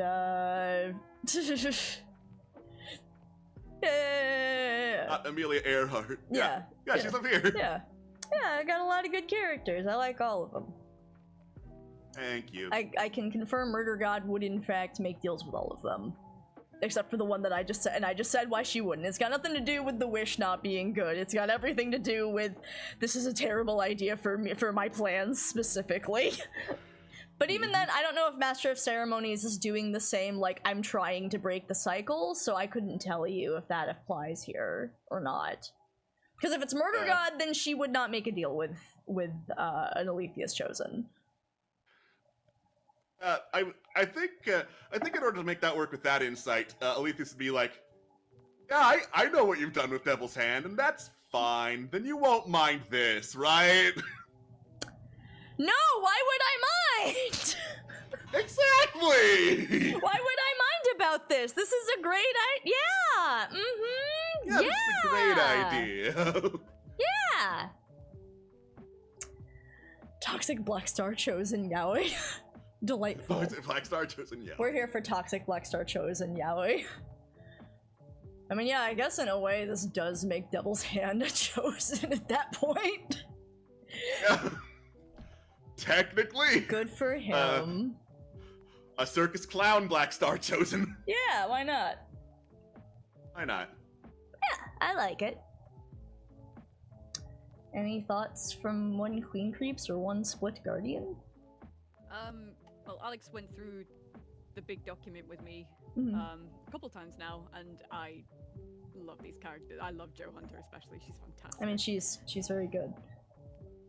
I wasn't really sure what to expect, but there's a lot of very, like, creative deviations from what Discord Murder... I'm not gonna lie, I low-key just kind of expected, like, a reflavored Discord Murder Party, but this is, like, its own thing. I really like it.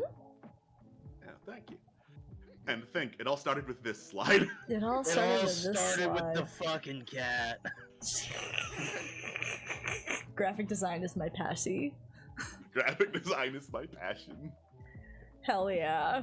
Well, this was really cool. I liked it a lot. Thank you. Well, the good news is we'll definitely have time to get through more of it.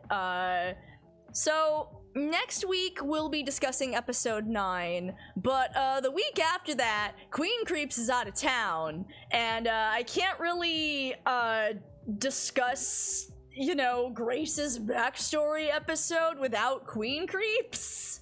So so that week will be a break, and on that week I guess we'll revisit Netflix Death Fiesta and see how that goes, which, you know, don't know if that'll take the whole stream, but at the very least we can spend some time doing that. Yeah. So that's your general heads up, folks, and then the last week end of August I won't be here, so we'll take a break that week. But either way, that's all to say, hey, next week, episode 9, the week after that, who knows? Who knows? I'm trying to get back to. I've lost my chat window and it's vanished, and that's unfortunate for me. Oh well, I'll never know what the chat says ever again. Oh my god. Sorry. Episode 9, Grace comes in like it's Brittany, bitch. It's Brittany, bitch. It's Brittany, bitch. But yeah, I think this was a lot of fun. I think that's all I got. We'll see what happens Wednesday. I'm kind of working on a thing. Maybe kind of do like some very light. I'm working on a thing to maybe do a Murder God like PNG tuber kind of thing. We'll see what happens with that, but I'm working on a thing for that, so we'll see what happens there.